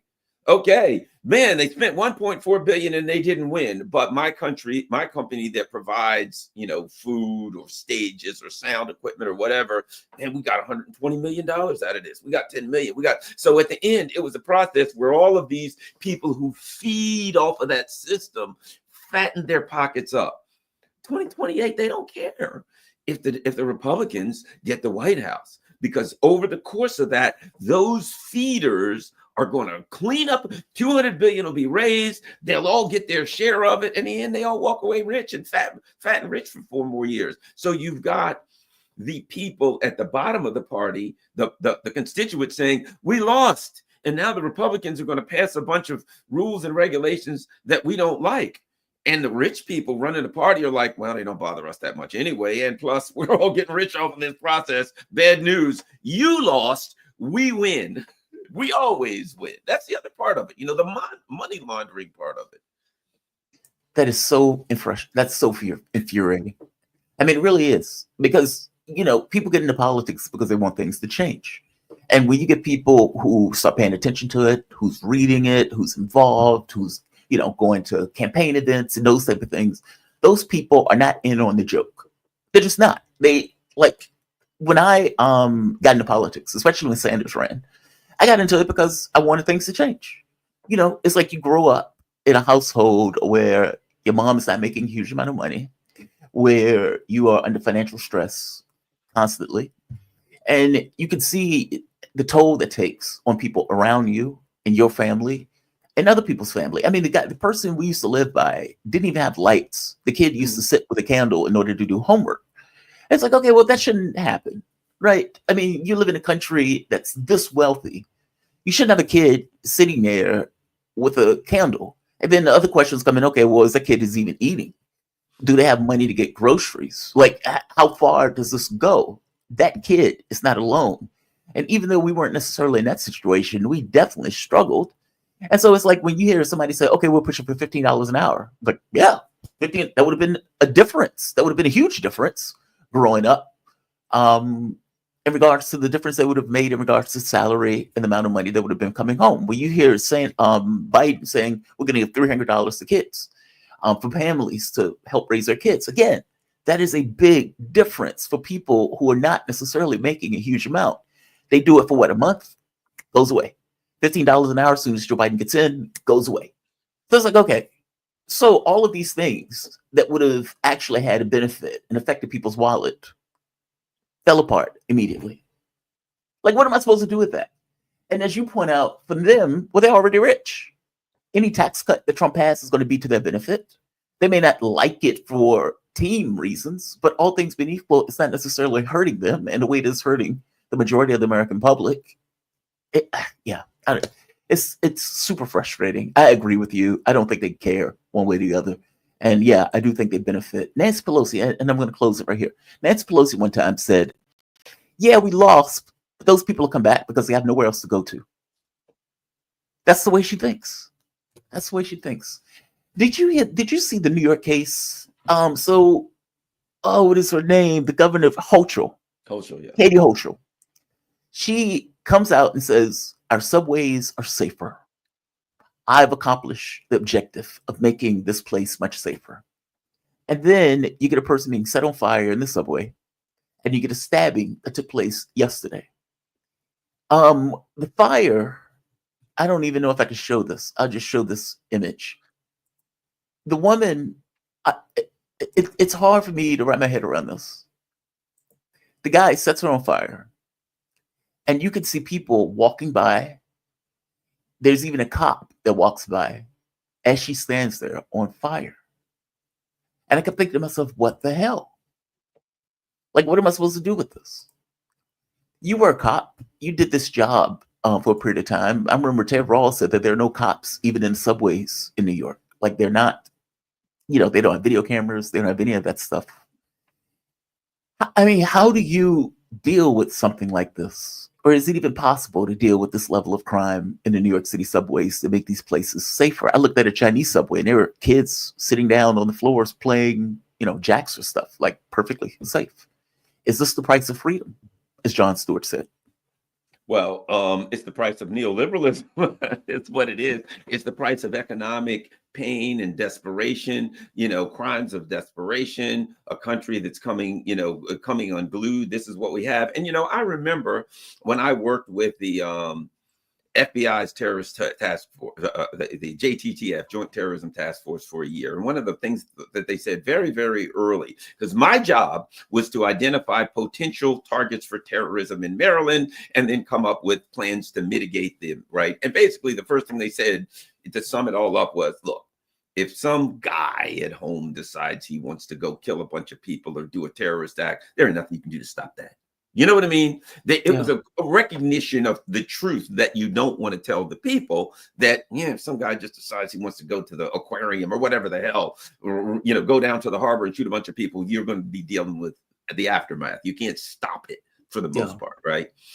And so that's the reality in a city like what are there, 25,000 cops, I think, in New York City. But, you know, 12 million people. The truth of the matter is this. There isn't enough cops, notwithstanding, I don't know what the hell's going on with a cop walking by with a woman on fire. That seems quite problematic to me. He has a legal duty to act. Well, you know, the guy that was fanning, that was the guy that set on fire. He was trying to fan the flames to make it worse. Like, it's just astonishing stuff. I mean, this is after Perry choked Penny, choked the guy to death on the subway. Then, like I said, it was a knife stabbing the other day, and this is after Hochul came out saying the subways are now safe. Yeah, you know what it amazes me, and that is these proclamations like that. Things are going great. The subway's going. It's like those always are just before some disastrous thing. Everything's going great. Everything's going wonderful. Why they even say? Remember this? Was it Jake Sullivan who said the Middle East has never been calmer? Everything's going great just before October 7th. Why they announce this? It's almost like they're calling down the from the universe. They're screaming out to the universe, do something really over the top now. We just said everything's great. I understand these. Hochul's such a clown, though. She really is you know what she is? You know how they would always say, there'd be like a conservative who was really weird and would say crazy over the top things. And you'd be like, yeah, that's pretty weird. The Democrats now have an element of that in their party. And Hochul's part of that element that are just like totally nuts. It's totally nuts. Well, clearly she is not succeeding at that job, to put it mildly. I mean, in fact, Jen Psaki, and I'm hitting these political things just to get your take on these political things. Sure. When you lose Jen Psaki, you've lost your party. that's where I'm at, right? Jen Psaki was a former speechwriter, communications person for the Biden administration. She ends up getting a job on MSNBC. And to be honest, there's not much of a difference between those things because they effectively, former instead of saying stuff anyway, right? She's, whether she's speechwriter for Joe Biden, communications person for Joe Biden on MSNBC, same difference. So, AOC was running for one of the communications positions, and I can't remember the guy's name that she was running with, but she's going to say it here. AOC lost, and she lost to a guy that was like 70 years old. Jen Psaki comes out and is like, dude, did we not learn anything from the election? Basically criticizing the Democratic Party for not choosing AOC, which is just, again, astonishing. When you lose Jen Psaki, you've lost your party. Something has gone fundamentally wrong. Let's go back to the beginning of this. What I would consider a big opportunity. They passed over Congresswoman Alexandria Ocasio-Cortez for the top Democratic spot on the Oversight Committee. Instead, they chose Congressman Jerry Connolly, a much older member who was backed by Speaker Emerita Nancy Pelosi. So why does that matter? Well, I mean, this is one of the few committees in Congress that actually generates national attention or media coverage. Under Jamie Raskin, it became a critical platform for countering Republican misinformation. And while I have deep, deep respect for Speaker Pelosi, she's been on the show many times. She's fierce. And nothing against Congressman Connolly at all.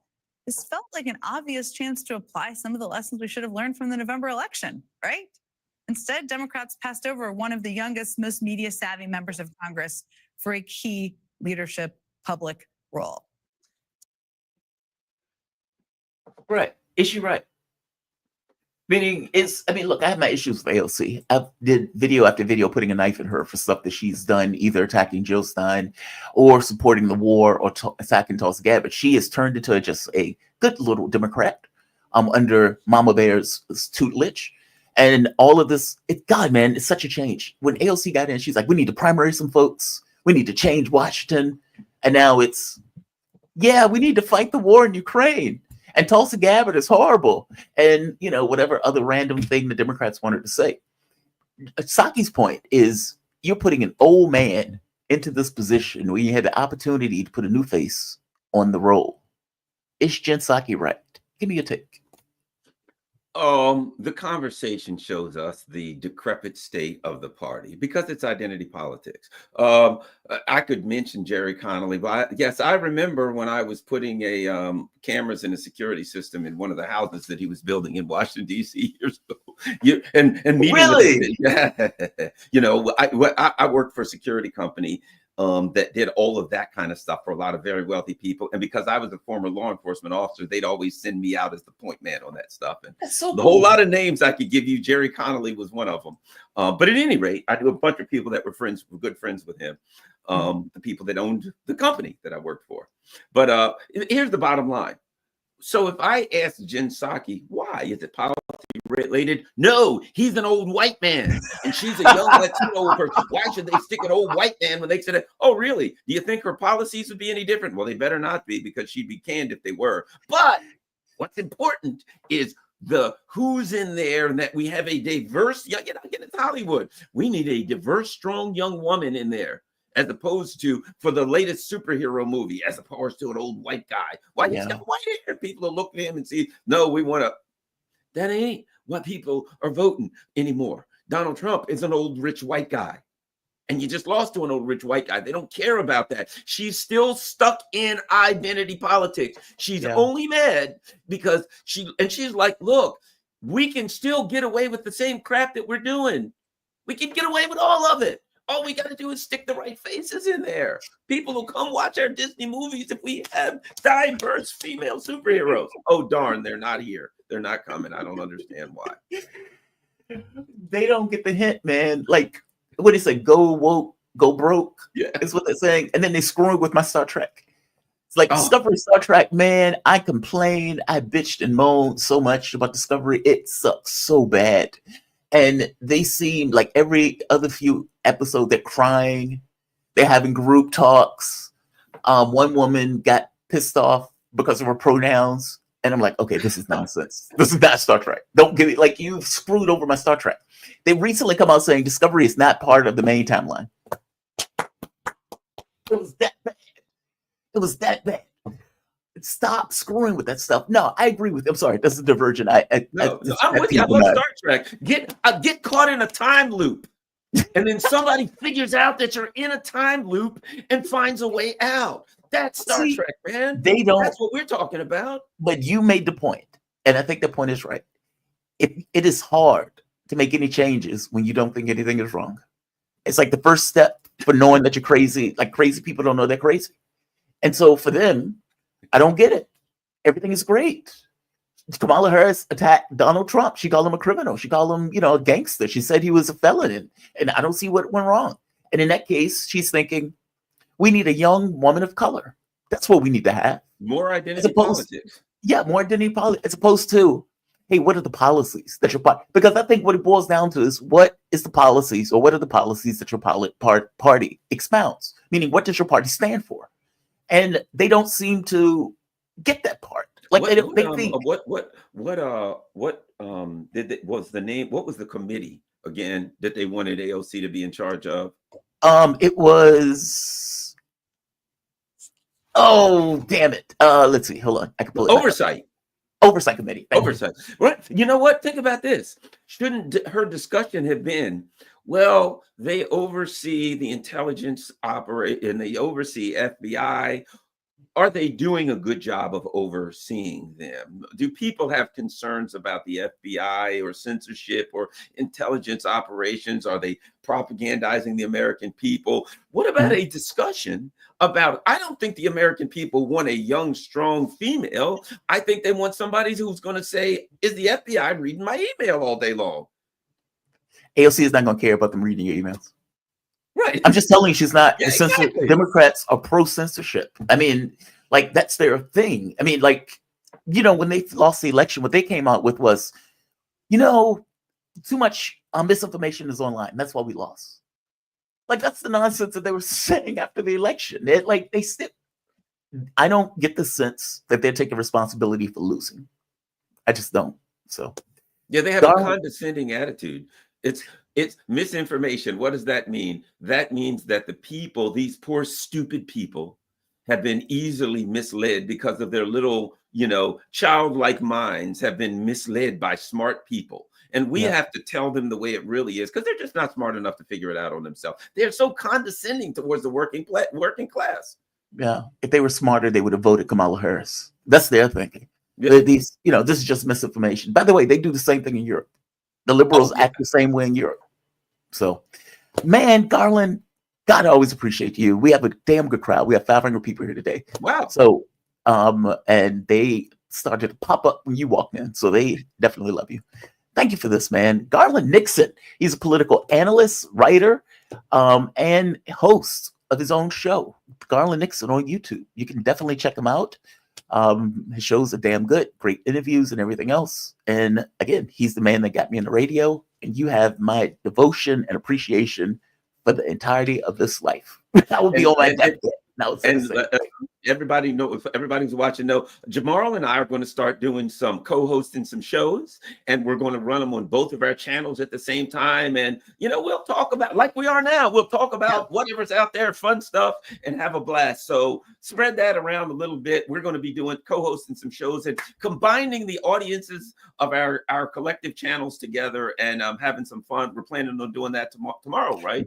Now, I was thinking about, tomorrow. I was thinking about this, how, there's no way to do that simultaneously, because the moment that you have one camera open for stream share, let's say both of us are using StreamYard or any system. The moment that my camera is used, it's used. I can't use it in two places at once.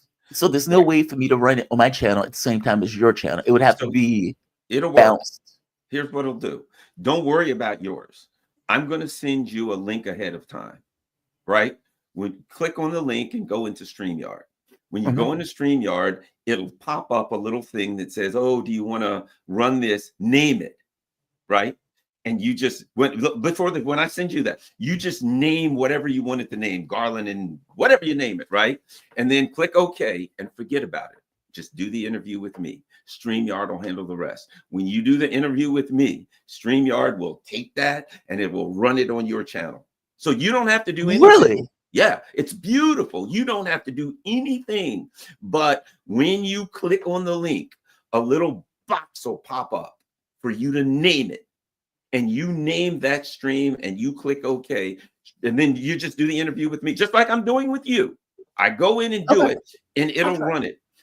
You wouldn't even have to be there. If I send you a link for any of my show, if I'm doing a show later on today, if I send you a link for it, right?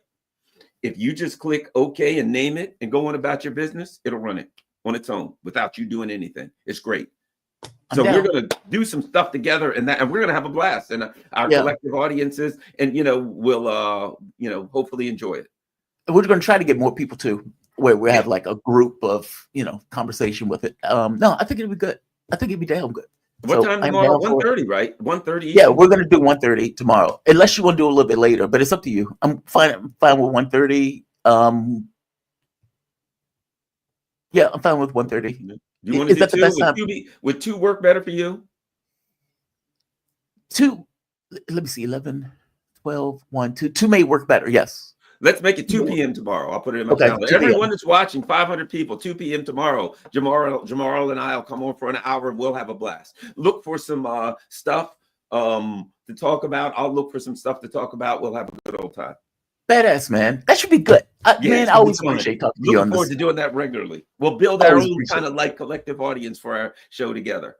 We can do it like once a Friday if you want. Oh yeah, that's and build more people and stuff like that. So we have like groups of people as we're doing it. Yeah, like you know what I think? Think about this, and this is great because the audience is watching us. Hey, we got nothing to hide from them. I think that if you remember, one of the things that we did on our show when we were on, with the Dr. Wilmer Leon, at the end of the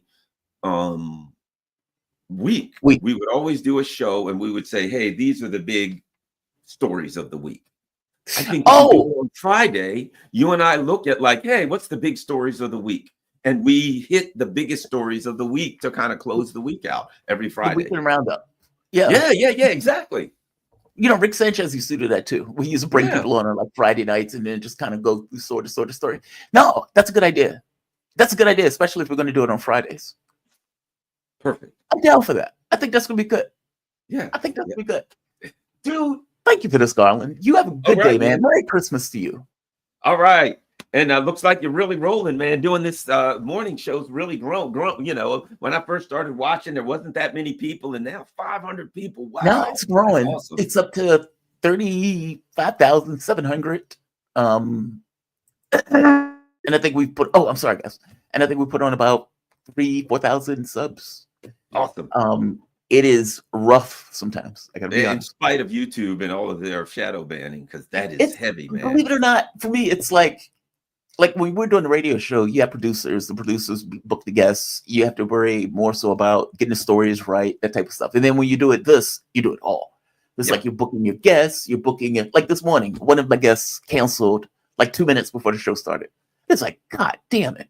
It's like there's nothing to do with that, right? And it's like you're sending off requests to try to get people at the last minute. You feel crappy doing it, and then I hate sending off requests because I don't like to ask anybody for anything. Yeah. All things being equal, I like to do it myself. It's that part is the part because that's the part that's always an unknown. Like it's one thing if you do the show, fair enough, but you getting guests is an unknown quantity. It's no way to know. At some point, the guest could say, "Yeah, I don't want to do it." The guest could drop dead. They could be pissed off at you for something that you said. Like it could be anything. It's just that's the part I hate. But the other stuff, the audience and everything else, I love. So much fun, isn't it? All right, man. Tomorrow, 1:30. I will see you tomorrow 2 p.m. 2 2 p.m. Yeah, I'll see you tomorrow at 2 p.m. You have a All good right. one, man. Be I'll safe today. I'll send you a link, and then you'll see when you go to do that link. You'll see. As soon as you get the link, click on it, and go right into StreamYard like you were going to be and you'll see the little thing pop up, and you'll be like, Okay. "Oh, all we got to do is name it. We're good." Badass. I'll do that.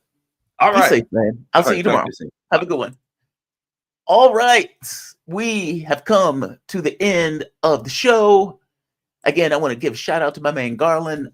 Always appreciate him. Like I said, I could be on my deathbed. You ask me, and I'm going to be like, he is fucking awesome. He's a great man. Yeah, Garland got me into this. I remember, I think at the time I was traveling. No, I wasn't traveling. I was doing my YouTube show, and I was doing that as my job. And I get a hit up where he says, "Hey man, I like your show. Would you like to come on?" One of the producers. And it was my first time being on radio. And I drove up to DC, put the headphones on, and I remember getting into a fight with Lee. And I was hooked. And at that point, I was coming up every couple of 3 times a month, driving up to DC in order to be on the show. And it just kept going on and on and on. And at one point I thought, if I keep showing my face enough, they're going to offer this Negro a job. And I was like, why is he here? Just give him a job. Give him a job. And I think Lee was sick, and they brought me in to host with Garland. And we did it for the week. And at the end of that week, Garland was like, they want to give you a job. And I was like, hell yeah, I'll take that job. And I think it's wild. I had just gotten back into Richmond from traveling. And I think within a few months, I was moving up to DC. Destroyed my marriage, but all things being equal, it was damn good opportunity. So, but look, I'm going to end this. I want to thank all of you for being here. We had a damn good crowd today, and I appreciate you. Thank you all. Chat. Thank you, chat. I guess I can say that. Or family. Family in chat. I really appreciate you guys. And I hope you guys had a Merry Christmas. Look, if you guys dig the content, hit the like button, share the content, subscribe to the content, hit the notification bell. On this, I pop in at all times of the day and night. Like I said, my goal was to get to 40,000 by the end of the year. There could be an act of God. I have not given up. You've seen me play chess. There are times where I get out of strange situations with strength, courage, confidence. And so I'm going to show those quantities right here, right now, even though we're several thousand away from that 40K. Damn it, I believe we can do it. I still believe we can do it. We can do it. So definitely hit the notification. Also, if you really dig the content, consider giving through PayPal, Patreon, or Super Chats, or for the matter, stickers. I don't know what's the difference, but whatever. It all supports the content. It all keeps the show ticking along Monday through Friday, 7 a.m. to 10 a.m. You can also be a member. And like I said, you can also join through Patreon if you really enjoyed the content. You find yourself coming back here often. It's all appreciated. Even if it's $1, it's damn it, a dollar that is appreciated. So I'm going to end this. You guys have a fantastic day, and I will most likely see you sometime today. Have a good one, all. If I could, I'd subscribe again. Spam filter 32. God damn it, I know you would, and I thank you for that. I thank you for that. But you don't need to double thing. I do appreciate it. I got negative income already. Daethus, oh, I feel you. I'm there with you on that, considering I just lost my job. So yes, I feel you on that. But look, I want to thank all of you, right? Like, even watching the show, from my point of view, I even appreciate that. I learned recently that like 90% of people on YouTube don't have 1,000 subscribers, like don't even hit the 1,000 subscriber mark. Isn't that astonishing? That's just fundamentally astonishing. Oh, what is this? Super sticker. Johnny Vegas. Thank you, Johnny Vegas. I appreciate that. Thank you. You buy me a cup of coffee today. All right, guys. You have a good day. I will see you guys bright and early tomorrow morning, if I don't see you later this evening. The Jamal Thomas Morning Show. Signing off. Have a good one.